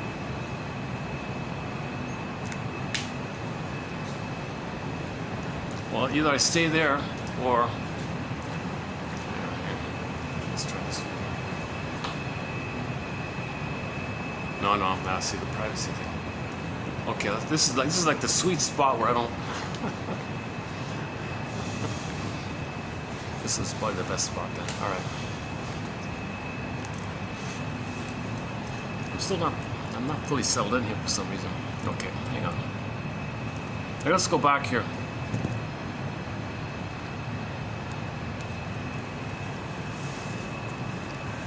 Again, people who fall in love with the person who reminds them in some significant way of their parents, especially a parent with whom they have an unresolved issue.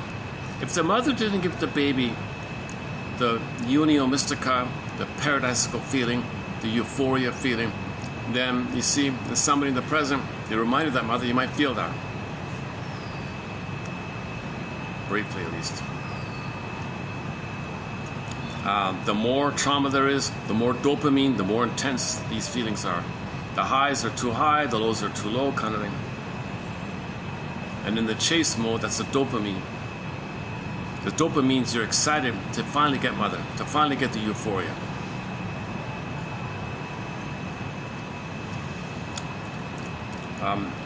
Okay, in general terms, when people talk about relationships, there's a kind of like one person might be more dealing with unmet symbiosis. The other person said, no, my mother nursed me and all that. I want more individuation.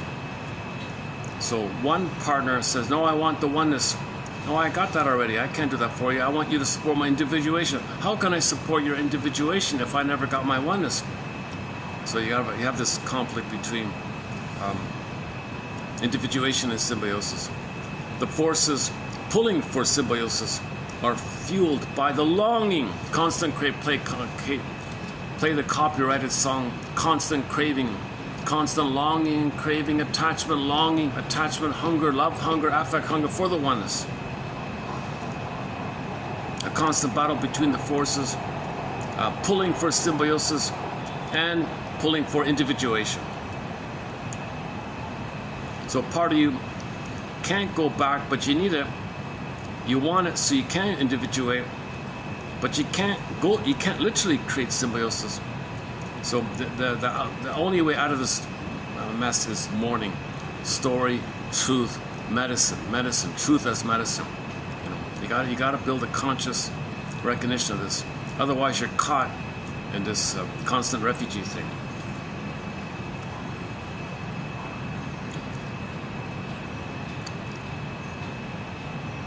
When people fall in love, the force is pulling for merging.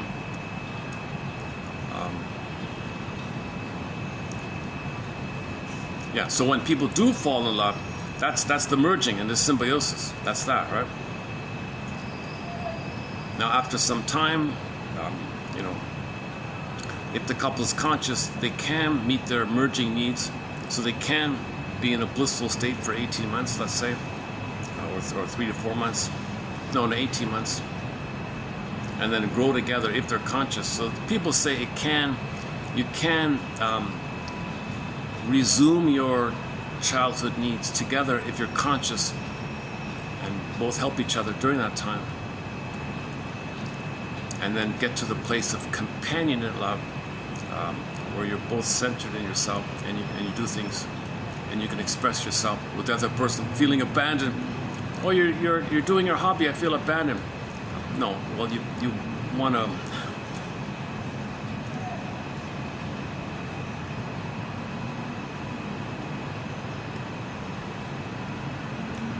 Okay, let's just leave it there for 59. There's more, way more. Let's go. That's 58. Sorry, let's go to 59 now.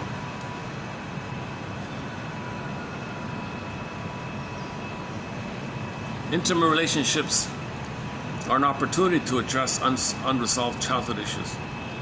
Unconscious forces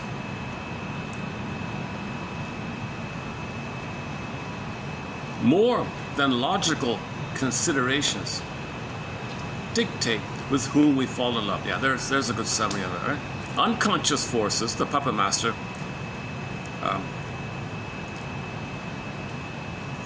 are more so than logical considerations dictate with whom we fall in love. You're not going to fall in love with somebody who didn't hurt you like your mother. You got an unresolved issue with the mother. That's why you're. The unconscious choice is a person with whom we can reenact childhood experiences. Thus, the person combines the most significant traits of both parents.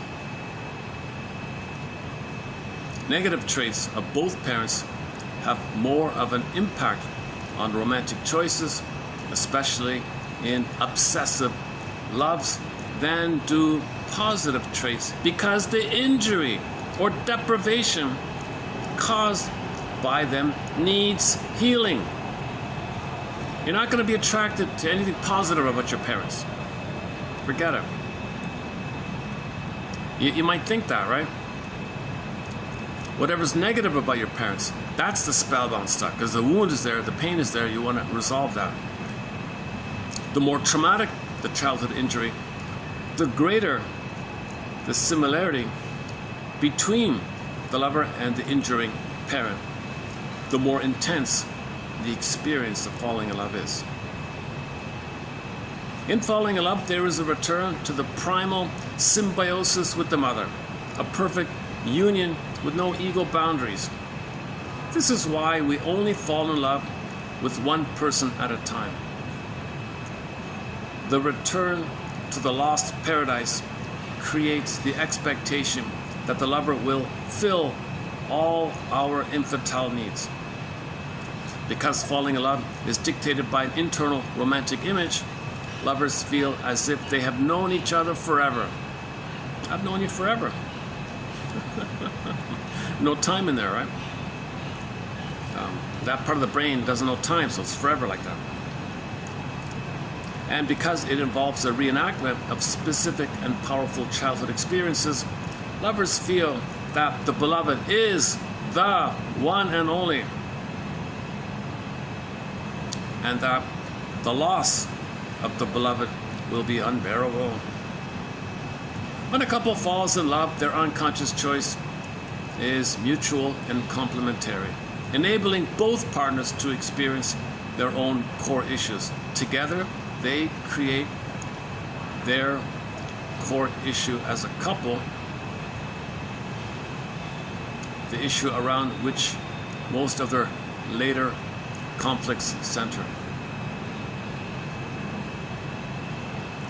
So, and to the quote, Route 66,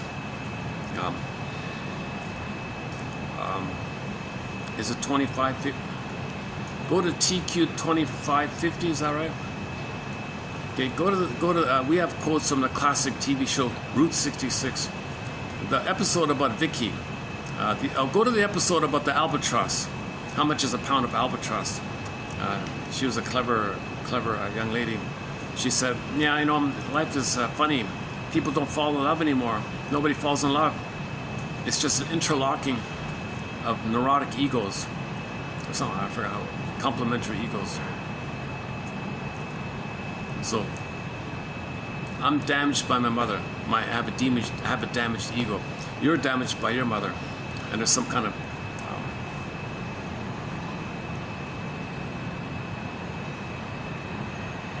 so she reminds him of the mother. He reminds her of the mother.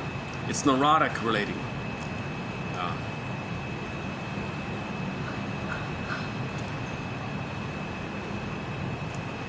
Understanding the connection between unresolved childhood issues and later problems reduces feelings of guilt and shame and helps both partners take responsibility for their parts in their problems. Couples who listen to each other's feelings, express empathy, and give each other the things they ask for can keep the romance spark alive indefinitely.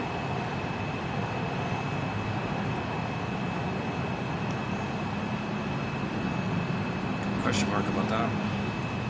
Expressing empathy and granting the partner's wishes is the best way to grow. As partners grow, their relationship grows, and growth is the antithesis of burnout. Okay, so when the relationship fails, it's burned out. We always talk about, she made the point, when people talk about work burnout, I'm burned out at work, I'm tired. I've been working at this place like a donkey all these years. I've been burned out. Well, relationships, it can be like that. The antidote of burnout is growing together, making I statements together. Passage from dependency to responsibility, from innocence to knowledge, together, right? All right. I'll change the topic here. We don't have a thread on alcohol, the oral fixation of drinking. This just came by chance. He said here, the alcoholic is both a god and a helpless infant. The Tom megalomania. Because you feel important, you're a god, right? But you're coming from the place that the baby wanted mother's stimulating fluid.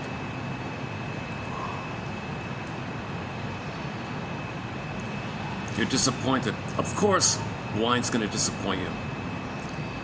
That's why you're drawn to the wine, to know your mother disappointed you.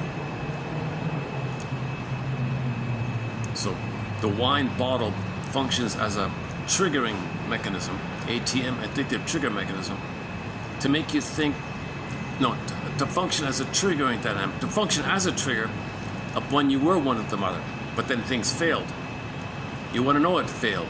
Find something to remind the mother to know it was failed. So the beer bottle can be that trigger mechanism, then it failed. So you're the helpless infant in this thing, and all babies think they're kings and gods. Okay, there's a whole topic. Yeah, there's a whole topic about that. Psychoanalytic theorists see the losses of later life as being traumatic, not in themselves, but because they resonate with and revive the traumatic losses of early life. Because when you lose something as an adult, that's one thing, but often it triggers the childhood losses, and that's what you're feeling.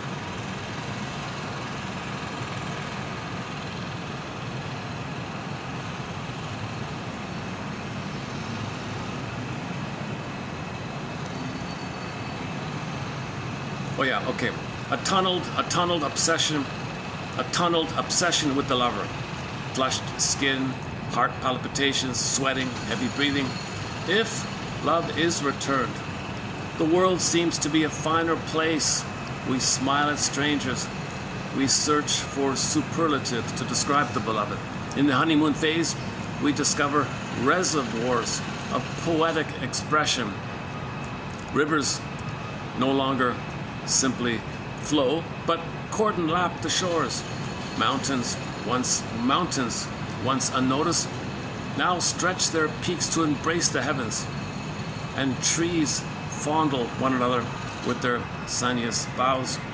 Sheer euphoria threatens to turn us into giggling school children at the same time that it makes us feel more confident, powerful, attractive, competent, capable, hopeful, optimistic. We feel boundless energy within, and we feel less need for food, sleep, and other ordinary pleasurable diversions. If all this sounds like a person in the early stages of an addiction, that's because love can be very similar to some kind of addict looking for their thing to fix. Love is a natural high. The upshot is increased limbic activity in the form of increased neurotransmitter activity. According to the Love Addiction website, I haven't checked this yet, Sex and Love Addicts Anonymous, or SLAA, I haven't checked it. This is a 12-step, another 12-step program based on the AA model. It's open to anyone who knows or thinks they have a problem with this kind of love addiction, sex addiction, romantic obsession, limerence, codependency, and so on. So my understanding is people cannot get to companionate love. They only have the limerence stuff. The madness, crazy stuff, crashed. And they do it again, repeat and do it again.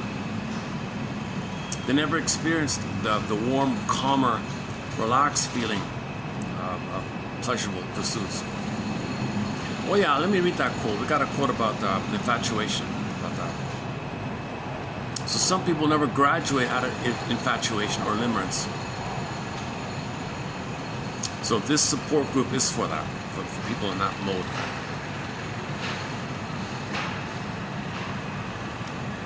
Okay, that's what else? Okay, let's just leave it there for 59. Let's take a peek at 60 here, 3160.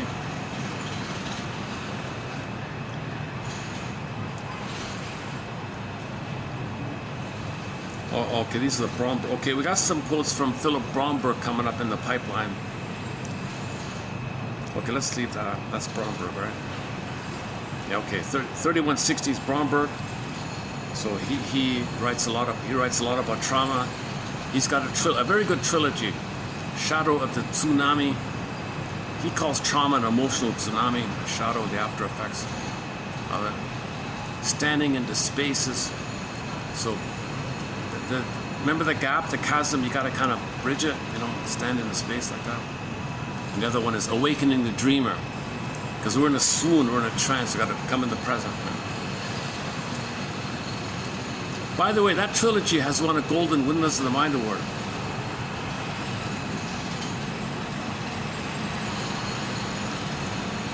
Yeah, and 61's the same, 31, so 3160 and 1 are both by Bromberg there. Let's jump to 2 here. Just want to stay on topic here.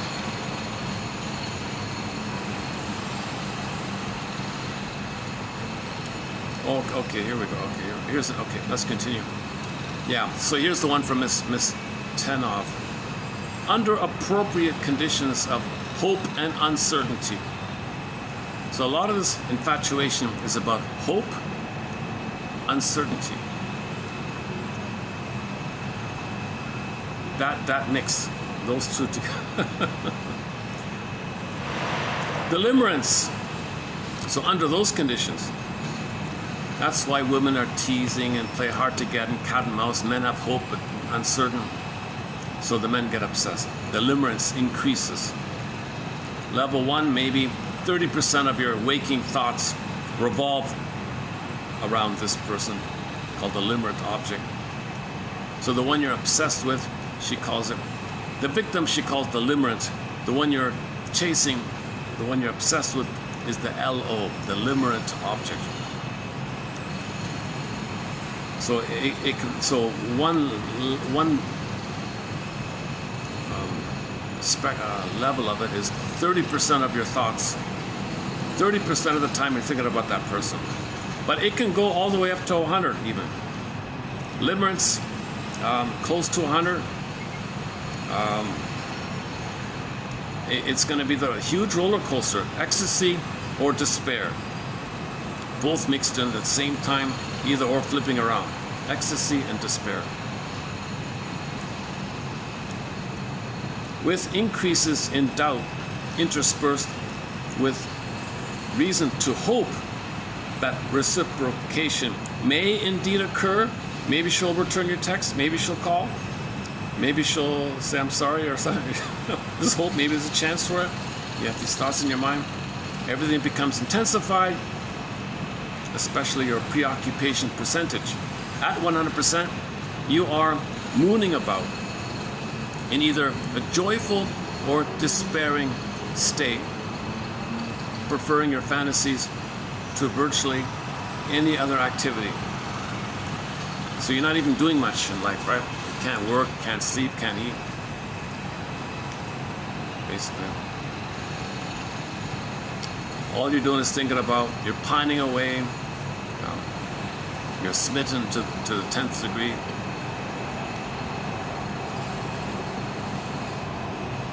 And part of it is the fear and the worry. So you chase more, hope more, fear more, stress more, stress, dopamine, chase, fantasy, hope, stress, fear, dopamine, chase, euphoria, stress, pain, despair, euphoria, despair. You're in this mess. What's this mess? This is the mess where the baby tried to find the nipple. Mother said, no, I'm not going to breastfeed you. I want to look sexy at the office to have power over the guys. Full cunning tale. So the child is stuck with this curse, this setup.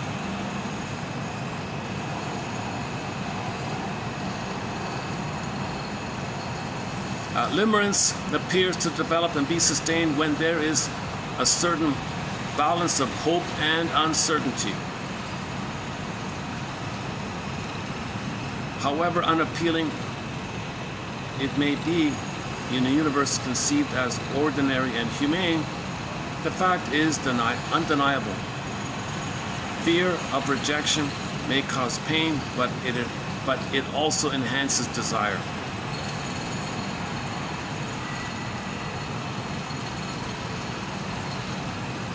That's the hard to get thing, right?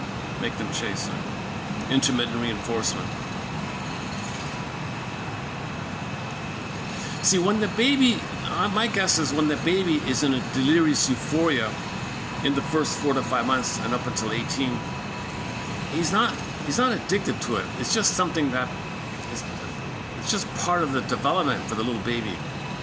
But when you're an adult and you're getting the adult dose of what the baby's version of it is, you're getting the adult version of what the baby's version of it is, and you're getting an adult dose for the baby need of it, like whoa, right?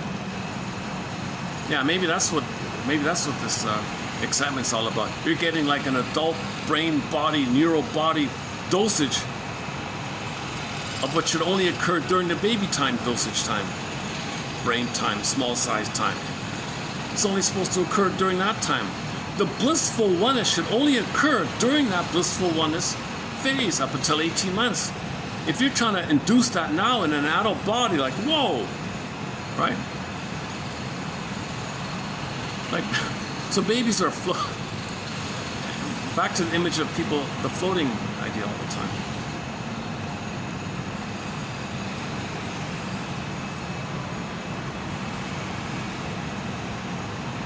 When the girl gives mixed messages, that drives people crazy.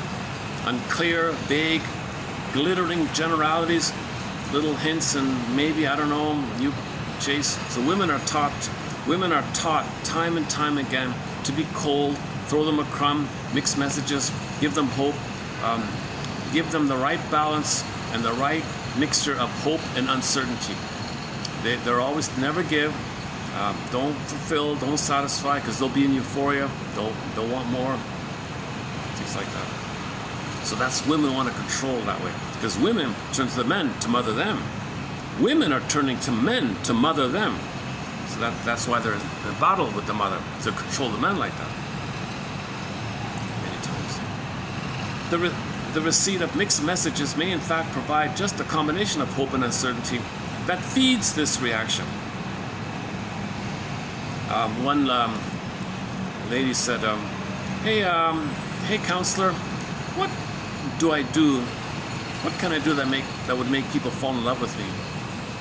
Well, just give the right mixture of attractiveness, hope, and uncertainty. Figure out those three, and you'll control all the guys. Okay, once limerence has taken hold, a certain combination of hope and uncertainty seems to keep its painful fires burning indefinitely. Okay, so some people may be hooked on them, not hooked, but some people might have this, they might think about them indefinitely, right? Maybe you think about the first love all the time for decades or something. Okay, also known as infatuation. Infatuation is the feeling of getting, I want to get married right away because of the fear of losing you. So in the chase, in the infatuation, and you're in a panic to chase, you don't want to wait, I'm going to lose you, let's get married now. What? Infatuation lacks confidence about yourself and your partner, a feeling of insecurity with a high level of losing the other. It stimulates and thrills, but it doesn't make you happy. It makes you miserable when they're not even around. If they're not physically around, you're miserable because you're operating from the baby's point of view. If the breast is not there, you're in despair and misery when the breast is not there. So if this limerent object's not there, you're feeling that. Well, that's 62. Okay, let's jump to 60.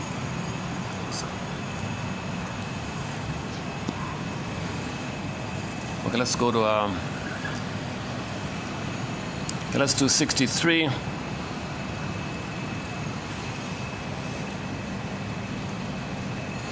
Okay, 63. Love at first sight is arousal, not love. And when it happens, you are being turned on by a fantasy. You're not falling in love with the person, you're falling in love with the fantasy. People who seem to fall in love so easily are thought to carry around in their heads an idealized image of the kind of person they want to be with. So if you imagine a baby, if the baby could create a character, a beautiful woman up the breast, take the image of the breast, if the baby were to morph it, it'd be like a goddess or something, some beautiful goddess, right? The image. That's why the Peer Gynt story, he compared every woman to that image, Solvik. So Peer Gynt had that kind of image called Solvik. So he was a playboy. No woman could measure that. There's no woman. Women are humans. They're not an imaginary delusional image of a goddess, which is code for the breast. So that's why he can never love any girl. He was chasing next. He was addicted to dopamine chase. So Don Juan and Peer Gynt only stay in the arousal mode. They don't have oxytocin to bomb. They don't have serotonin to have pleasure. They only have chase, next. And the background image is Solvik.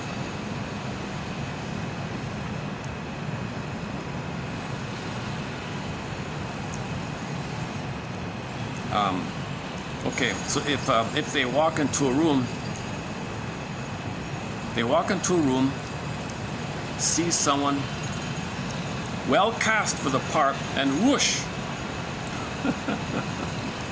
all the dreams and feelings that surround that fantasy are suddenly transformed into a real person with whom they then are madly in love with. Again, love at first sight is arousal, not love. And when it happens, and that when it happens, you are being turned on by fantasy. People who seem to fall in love so easily are thought to carry around in their heads an idealized image of the kind of person they want to be with. One who will presumably meet all their important emotional needs. They walk into a room, see someone well cast for that part, and whoosh. All the dreams, I've been saying poof, she says whoosh. And whoosh, maybe the whoosh is better. All the dreams and feelings that surround that fantasy are suddenly transformed into a real person with whom they are then madly in love.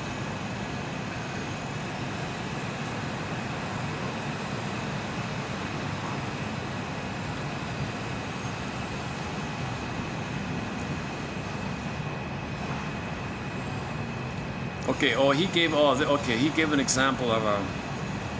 He gave an example of this. Yeah. I thought this was a slightly humorous example. Okay. Here we go. So here's an example of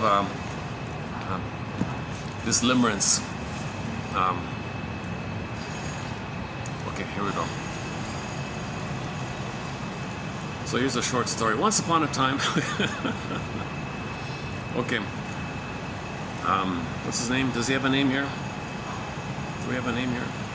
Oh, the girl is named Jane. What's the guy's name here? Do we have a guy here? I don't know. Okay. On one occasion, some fellow, let's say, okay, some love-starved, some lonely fellow, I don't know. Some guy, just some guy. On one occasion, let's give him a name. Let's call him, what do we call him? What's the author's name here? Which author is this again? Oh, Michael. Mike, is it Michael? Let's call it Michael here. Okay, on one occasion, Michael met someone he really liked, and the two of them spent the next 5 days together. What made this a little unusual was that they barely slept during that time. They didn't sleep much. And also, never spent more than a day in the same city. So, they met in New York. Then they went to another city to meet her brother. Then they went to get somebody's boat keys, or the keys to a boat, which was located in another city. And on the way to that city to get to the boat, they visited some friend in Boston. And on the 5th day, Michael was just beginning to tire out when they met a cousin of his new girlfriend. The cousin took one look at her and asked Jane, "Hey, Jane, the cousin said to Michael, "Hey, Michael, new boyfriend here. You seem like a nice guy. How long has my cousin Jane been acting like this?" "What do you mean?"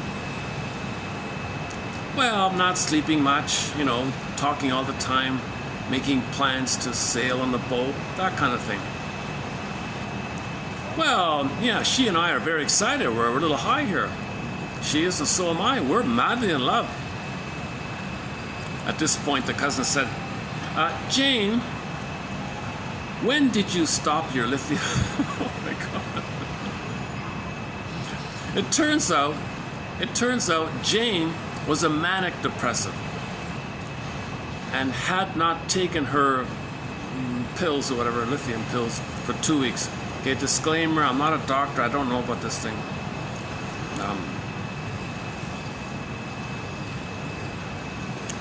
So normally Jane is on this lithium, which suppresses your limerence. So she said, if somebody does not want to fall in love, if they don't want to be spellbound by this, you take this chemical and it blocks that. But she stopped taking it, so she was feeling it. Right? It was released, so to speak. Turns out Jane was a manic depressive and had not taken her lithium for 2 weeks. So the cousin said to the boy here, "Well, Michael, you seem like a nice guy, and maybe you are really in love, but I think my cousin here, Jane, she's just being manic all over again. She's just being manic. She's not in love with you. She's just in manic mode. She's a manic depressive. She's off the pills and she's in manic mode. She's just in mania."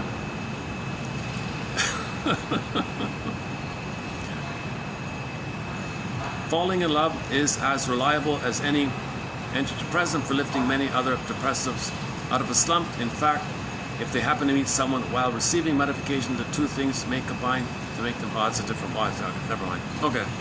So as I understand it, disclaimer once again, I'm not a chemist, but according to the book there, he's a medical doctor, by the way. So if I understand, I just skimmed the book. It's called The Chemistry of Love or something. That's a 1983 book or something. He said the one thing that will block or keep at bay a person's falling in love stuff is this lithium thing.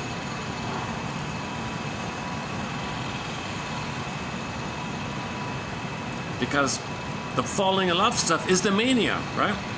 She doesn't want to be in mania, so she takes the thing to push down the mania. So she went off the pill or something, met the fellow, and woof, the mania came up, and she was just with him for the mania. She's a manic depressive. She can't love. There's no companion in love. She's just going on the mania. It's euphoric. She's all excited, and he's swept up in it. And we don't know that Michael's story, what he's on or not. Probably not. He doesn't know it. Something like that. Now that doesn't mean that Jane cannot love Michael, but according to the cousin, it's just all brain chemistry. Romantic love requires attraction plus attachment. Yeah, so maybe Jane cannot connect with Michael because she has no serotonin. The set point in her brain of serotonin and oxytocin are too low to attach. She has mania and euphoria, but she won't bond with the fellow. There won't be any oxytocin together. Okay. Romantic love requires attraction plus attachment. Someone can be very strongly attracted to another person, but never become attached. See? So this is Jane's story. She's in mania, she's attracted, can't connect, next, can't connect, next. Without some feeling of attachment, attraction is non-specific. So Jane can have this manic thing with anybody. It's non-specific. You can be very attracted to someone 1 minute and lose interest instantly if the next person comes in. But once you have begun to fall in love with someone, this person becomes special for you. So so romance is chemistry and bonding, right? This process by which we get hooked on someone, hooked onto them, is the process of attachment. So Jane might not be hooked on Michael. She's just in mania mode. Maybe 5 minutes later she meets another one, is in mania with that one. She doesn't like hook. There's no like a hooking, like a connection. Isn't there a song, I'm Hooked on You or something? We gotta play that song, Addicted to Love, right?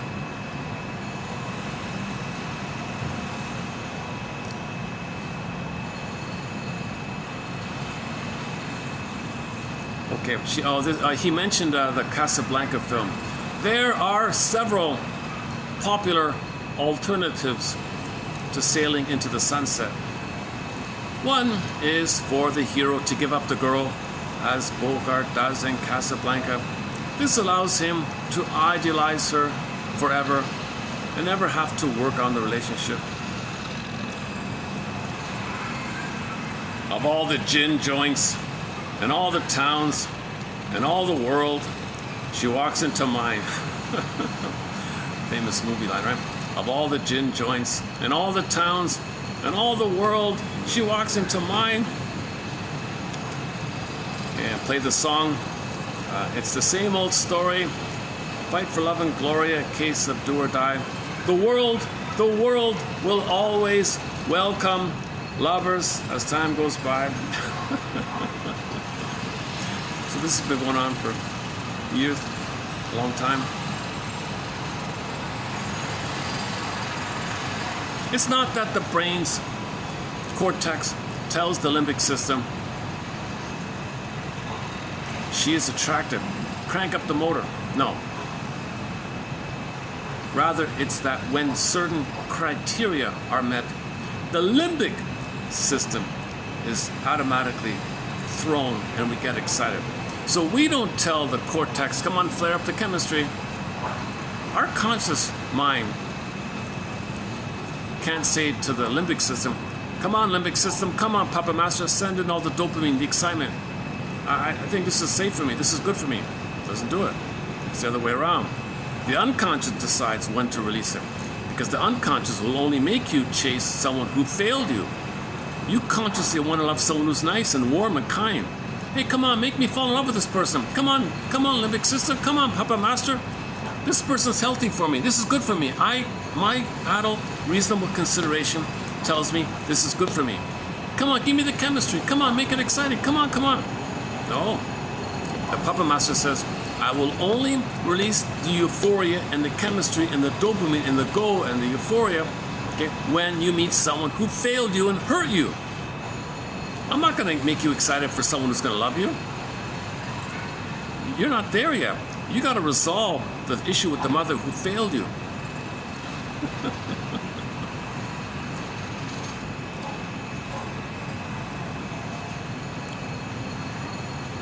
Okay, in 1970, he quotes a book from 1972, and in that 1972 book, the authors referred to the following story from long ago. Even the ancient Greeks knew how to recognize unrequited love. Okay, so in this 72 book called The Diagnosis of Love Sickness, okay, these two people relate a story about some guy named Seleucus, one of Alexander the Great's generals. Oh boy. Okay. So he's some general. Okay. Sometime after the death of his first wife, this general guy married a woman named, let's call her Stacy. It says here Stratonice. Let's call her Stacy. Okay, so the general's wife dies. Later on, he marries Stacy. Meanwhile, his son, okay, the general's son, let's just call him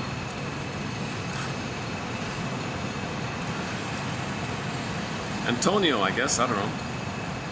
Meanwhile, the son, Antonio, is obsessed with his stepmother, Stacy. Oh my God. Recognizing that his feelings could never be returned by his new stepmother, and Antonio, whatever, the son here, resolved to hide his feelings, to hide this love. But he became sick, like physically ill. Antonio became ill. The father was worried about this and called on all the doctors. Doctor after doctor after doctor. So none of them could discern what was wrong with this boy. Finally, the greatest physician of that time, called Erastus Tratos. Okay, let's call him Dr. E, I don't know. Oh, doctor. Okay, the greatest doctor finally appeared and was brought onto the case. Your mission, should you choose to accept it, is to figure out what's wrong with my son here. He's sick, he's dying here. Finding no evidence of any physical issue here, this wise doctor soon began to suspect maybe it's emotional. So he watched him, and he noticed that every time Stacy entered his room, the boy's room, man, oh man, he'd start to blush and stammer and sweat, heart palpitations. Oh, the doctor observed this with her, but he didn't have it with anybody else, from which he concluded that Anthony must have fallen in love with Stacy, but wished to conceal this from the world. The story ends happily. The general decided to give up his new bride to save his son's life. Oops. Oh. We're okay? Oh, they do. Yeah, I think we're okay here. Okay, good, okay. I was going to say something. Hang on a sec.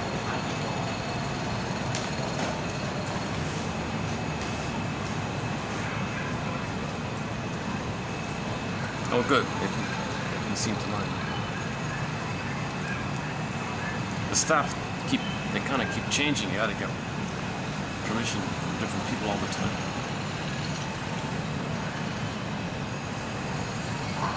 Of all the gin joints in all the towns and all the world, she walks into mine. Same old story. Fight for love and glory, a case of do or die.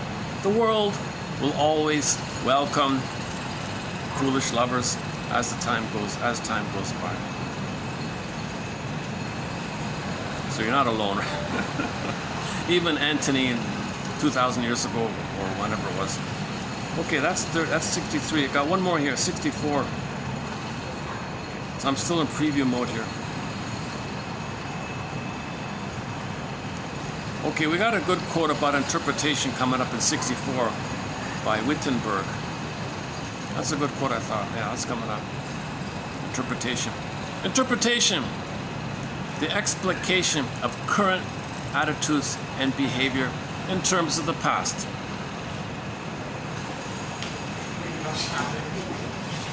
Okay, so we'll save that for that time. Okay. Next one here. From the moment of birth. So this might sound obvious, but keep this in mind. From the moment of birth, we need and are dependent on other human beings. And that dependency makes for inevitable ambivalence. We love and hate the same person. So the baby loves and is enraged at the same person. We need the other's recognition and care, but the helplessness bound up with that need, okay, it's going to lead to fear and anger. So when the needs are not met, they'll turn to anger. The key developmental task is to tolerate the tension of ambivalence and accept the paradoxical nature of the reality that mother is paradoxical. The mother meets the baby's needs, and then she frustrates the baby. Baby does psychic splitting, either or goddess or demon. Now we got to find both and the ambivalence. Babies can't do ambivalence, but in the midlife audit, you got to find the both and. Enter the film, the Three Faces of Eve, where Eve White and Eve Black, the two morphed into Jane, and she became Jane, which includes either or, the both and, another Jane. Okay, our need for deep contact and connection with another also competes with the need to keep intact our inviolable core self, and thus the dialectical tension between I-ness and we-ness, separateness and oneness, plays beneath the surface of every significant relationship throughout our lives. Literature and all these novels discussed in our book here convey the clamorous need for a nurturing other.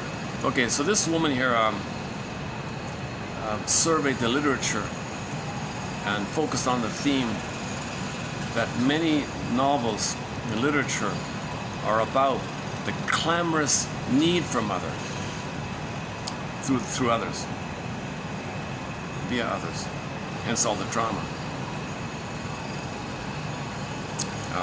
But real liberation comes with forgiveness.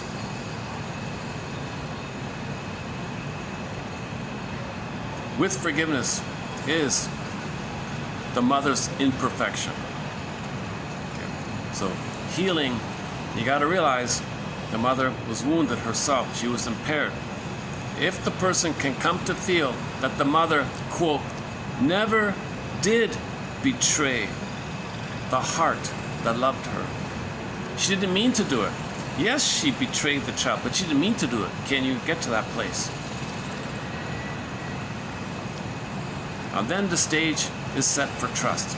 Trust is implicit in the creative, artistic act itself, in the conversion of private suffering into communicable form, and in the assumption that inner experience, no matter how painful, can be shared, like in the novels. So yeah, all these novelists telling you their stories, they're sharing their pain, like that. So it can be shared. Okay, for example, D.H. Lawrence, his description of the character in one of his novels, some guy named Paul. D.H. Lawrence's descriptions of Paul's relationship with his mother reveal a merged identity, a lack of boundaries or differentiation that extends well into Paul's adolescence and adulthood.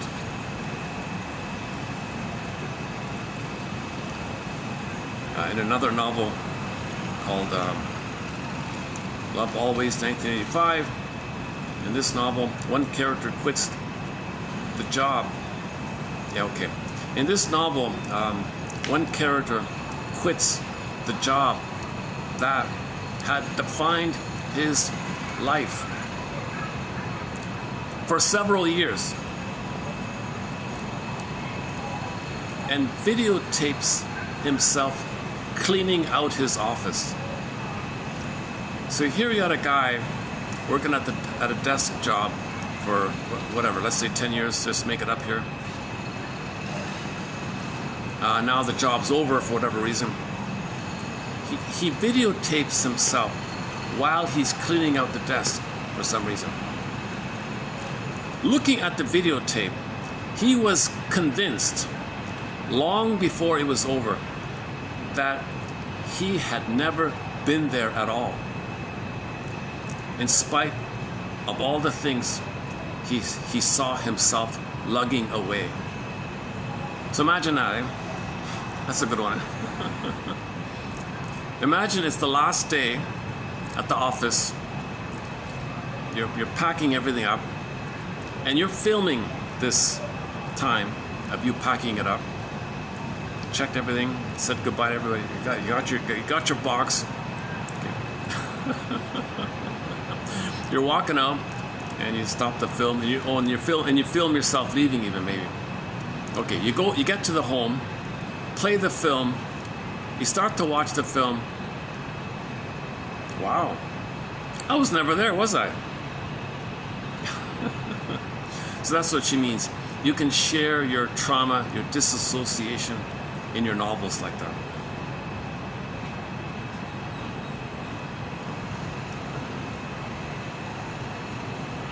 The mother. Back to D.H. Lawrence. Paul has no feeling in any deep emotional or psychological. Remember, if the mother crushes Paul's soul, the pin goes on the collar, no feeling under the collar. Remember, the first defense, send away the feelings, send away the soul, right? So it feels flat affect.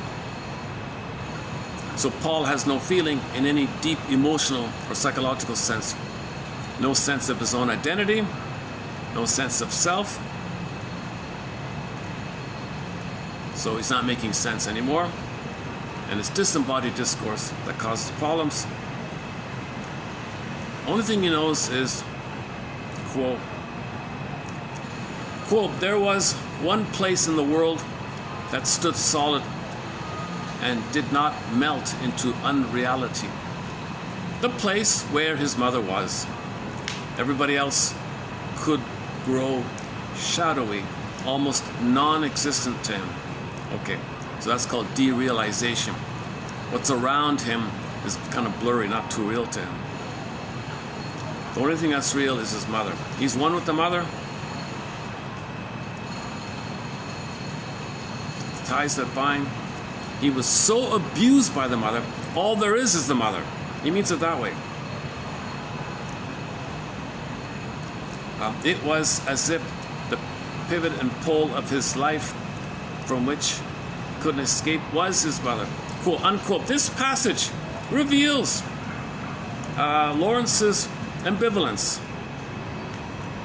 His mother is, for him, both the source of all reality and the source of a suffering bondage. He can't leave the mother. Okay, on this point, go to the Twilight Zone episode called, oh boy, Young Man's Fancy. Young Man's Fancy is for this one. Watch Young Man's Fancy for this point. You'll get an idea about this. About the mother complex. He couldn't leave the mother. He couldn't. So the guy married a girl. The girl said, I feel lonely. You're not connected to me.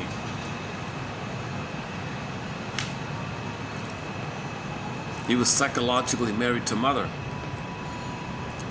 So he hated her. I'm only with mother. I'm married to my kid, so go away. And the poor woman is running down the staircase in a panic at the end, right? Young Man's Fancy. Now, after you watch Young Man's Fancy, then watch Nick of Time. Twilight Zone. Okay, and we got a good quote on the splitting defense. How are we doing here? Okay, that's it for preview mode. Yeah, okay. Okay, so what I just completed was a preview of some of. I skimmed some of the quotes coming up. From 3158 to 64. So what I did was a sampling of these quotes coming up. Now the quotes below, 3110, we got the story from Shams-e Tabrizi. That's a good one. A little bit from Woodman. So I've discussed this already about 2 months ago. Oh, the cat. One about the cat. So maybe what I'll do is I'll let the phone read this one out straight through then. Yes, it's worth doing again. So the first one is like an ancient tale from long ago. It begins with a caravan of men and camels crossed a desert. That one there. Okay, I'll let the phone read it out. Unfortunately, I don't really have a way to.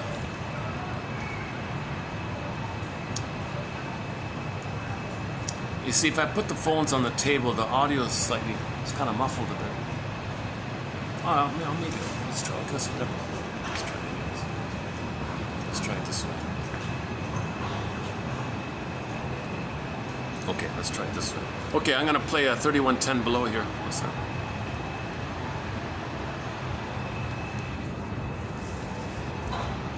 Well, maybe I can get. Hey, maybe I can see if I can get some kind of view or some kind of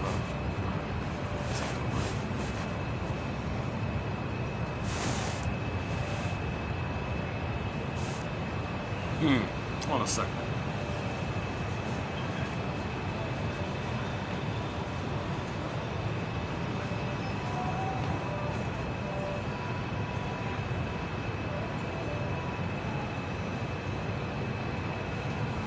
Or let's do it like this. Okay, so anyway, I can't really get any. Okay, sorry, not much to watch. So this is audio only, okay?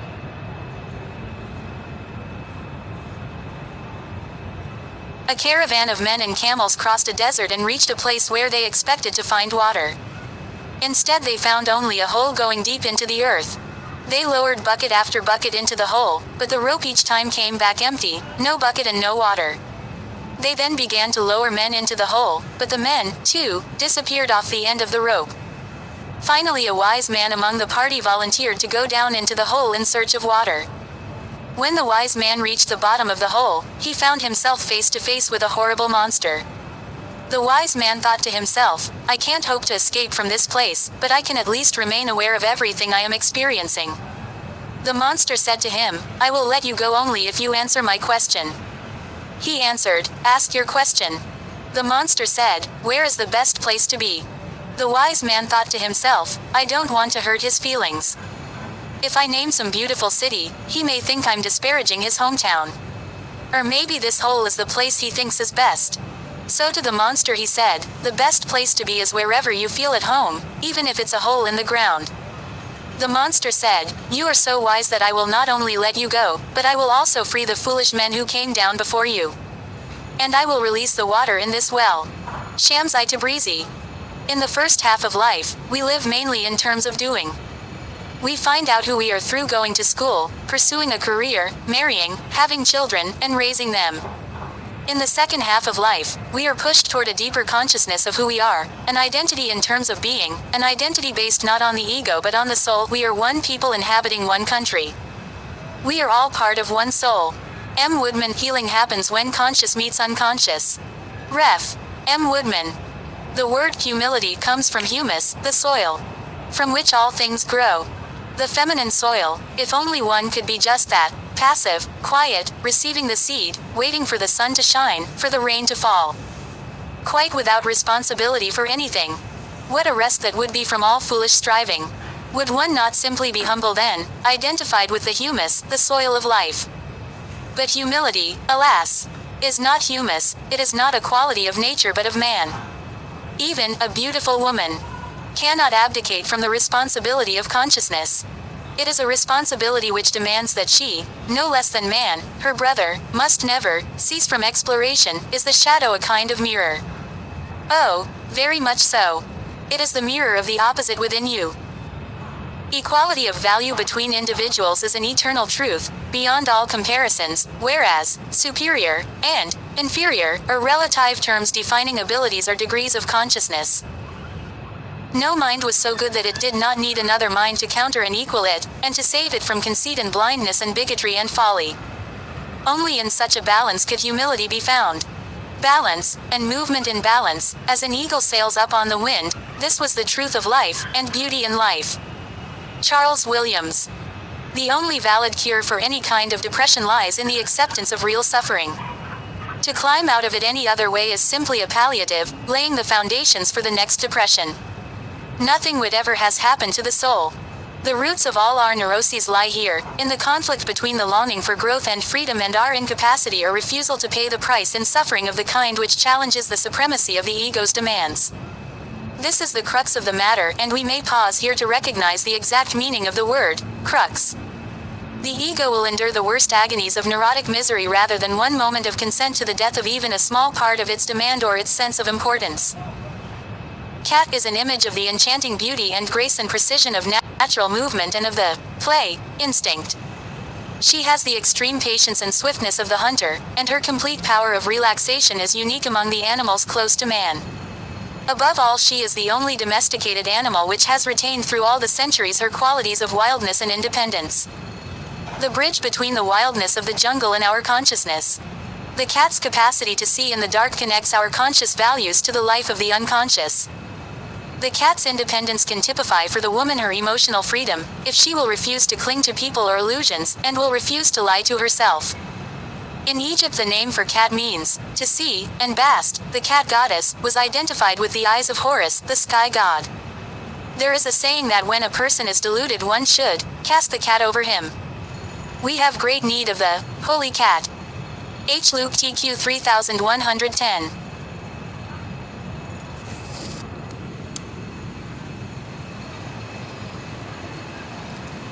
There's the old expression, if somebody's very delightful, you call them the cat's meow. She's the cat's meow. Another one is she's the cat's whiskers. Oh, no, oh, she's the cat's pajamas. How does it go? The cat's whiskers in cream. So if you want to compliment somebody and say how fine they are, in ancient time, long ago, I think they would say these. The reason I know about because I looked up David Cassidy, and I got his father instead, Jack Cassidy, and the interviewer said, "Yeah, my friend refers to you, Jack Cassidy, as the cat's whiskers in cream." There's three versions. There's the cat's whiskers with in cream, the cat's meow, and the cat's pajamas. I think the four versions of it. Nobody ever says that now, right? But this image of the cat being like the soul, so it's a variation. The princess can morph into a cat, a fox, a deer, a bird, any animal really. Cat's a good one, like she said, because they're wild and they're embodied. They're free like that, so your feelings should be free and wild and confident and like that. So the cat's commonly used as a symbol of the soul. Let me check the time here. How are we doing here? Battery 30%. Yeah, I got an early start today. Yeah, let's see.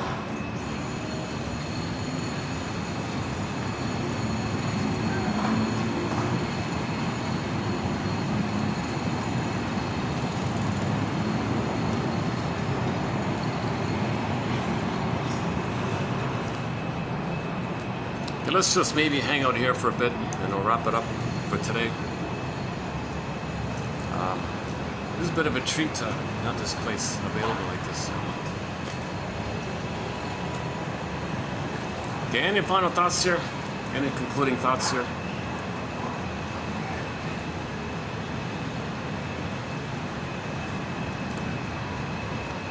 Okay, so the cat's called the feminine. Feminine means the soul, the embodiment, the beingness, and all that. So we have a whole thing about the catwalk. The whole thing about the catwalk. The ladies are told to walk like cats, right? So the men staring at the women, you know, they're seeing what's called the golden projection of their embodied soul onto the cat. Cat being embodied, representing the soul. So they see some link of their soul. So in trauma, you lose your soul. So if the lady walks like a cat, it might trigger that.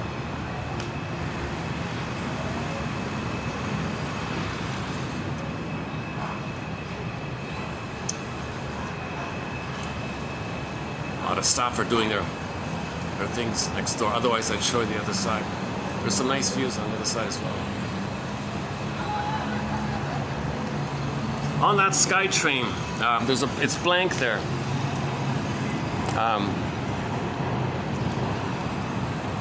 Maybe you can say, "May the psychoanalytic force be with you." Get for yourself a copy of 1001 Windmills of the Mind for the price of you know what. It's just a little admin fee, basically. It's a massive encyclopedia of quotes printed out. It resembles an 8-volume encyclopedia. So you can get it on a file, PDF file. And yeah, roughly the 90-10 rule seems to apply with the quotes. It seems to be, if you read 10 quotes, one might give that little inspiration like that. Hope and uncertainty. Well, you won't get addicted to reading these quotes, I don't think, because there is a certain level of consistent certainty. Read 10 and one will be good. Well, you know, hang on. Yeah, let's go to the other side. Hang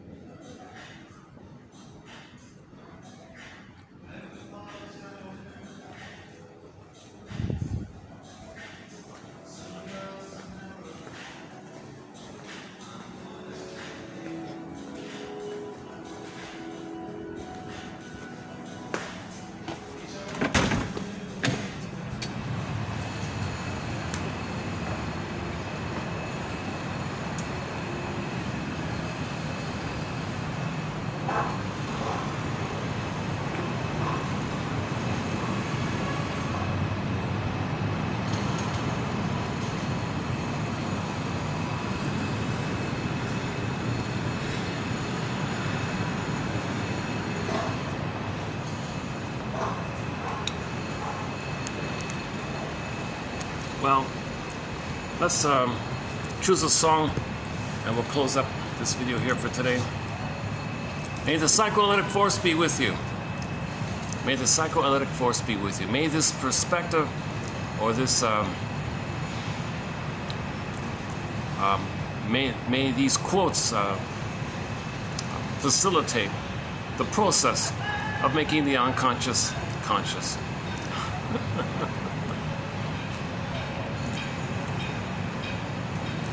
You see, if you're conscious of limerence, for example, then you can be mindful of what you're feeling. Whoa, you know, all the chemistry like that. Well, you know, that's the blissful oneness I was missing, the stress, the fear, the anger. You're feeling all that stuff. It's a real mix of excitement and pain. And, you know, so the theory is mother failed. Mother failed. Yeah. People who are loved probably don't really get into that kind of thing, don't need that kind of thing. They have a natural warm sharing between the two people. Not everybody experiences limerence, right? Now, of those people, you got the healthy ones and the ones that are just very detached from it. They're just too walled off somehow. So it's more schizoid. The schizoids maybe don't do it. Or maybe, I don't know. Okay, enough about that. Let's look for a song here. Hold on a sec. Let's choose an appropriate song for this video. So it's got to be a love song. Ain't that peculiar? Oh, Haunted Heart. Haunted Heart by the band Alias. Haunted Heart. Yeah, Haunted Heart. Got the blues from the Ally McBeal show. Oh, Babes in Arms, April Wine. When you're in love, when you fall in love, you're feeling the way a baby feels in their mother's arms. Babes in Arms. Yeah, let's just play that one then. And when the song ends, I'll hit the close button. I'll hit the stop button. So thanks very much for the love of narrative medicine.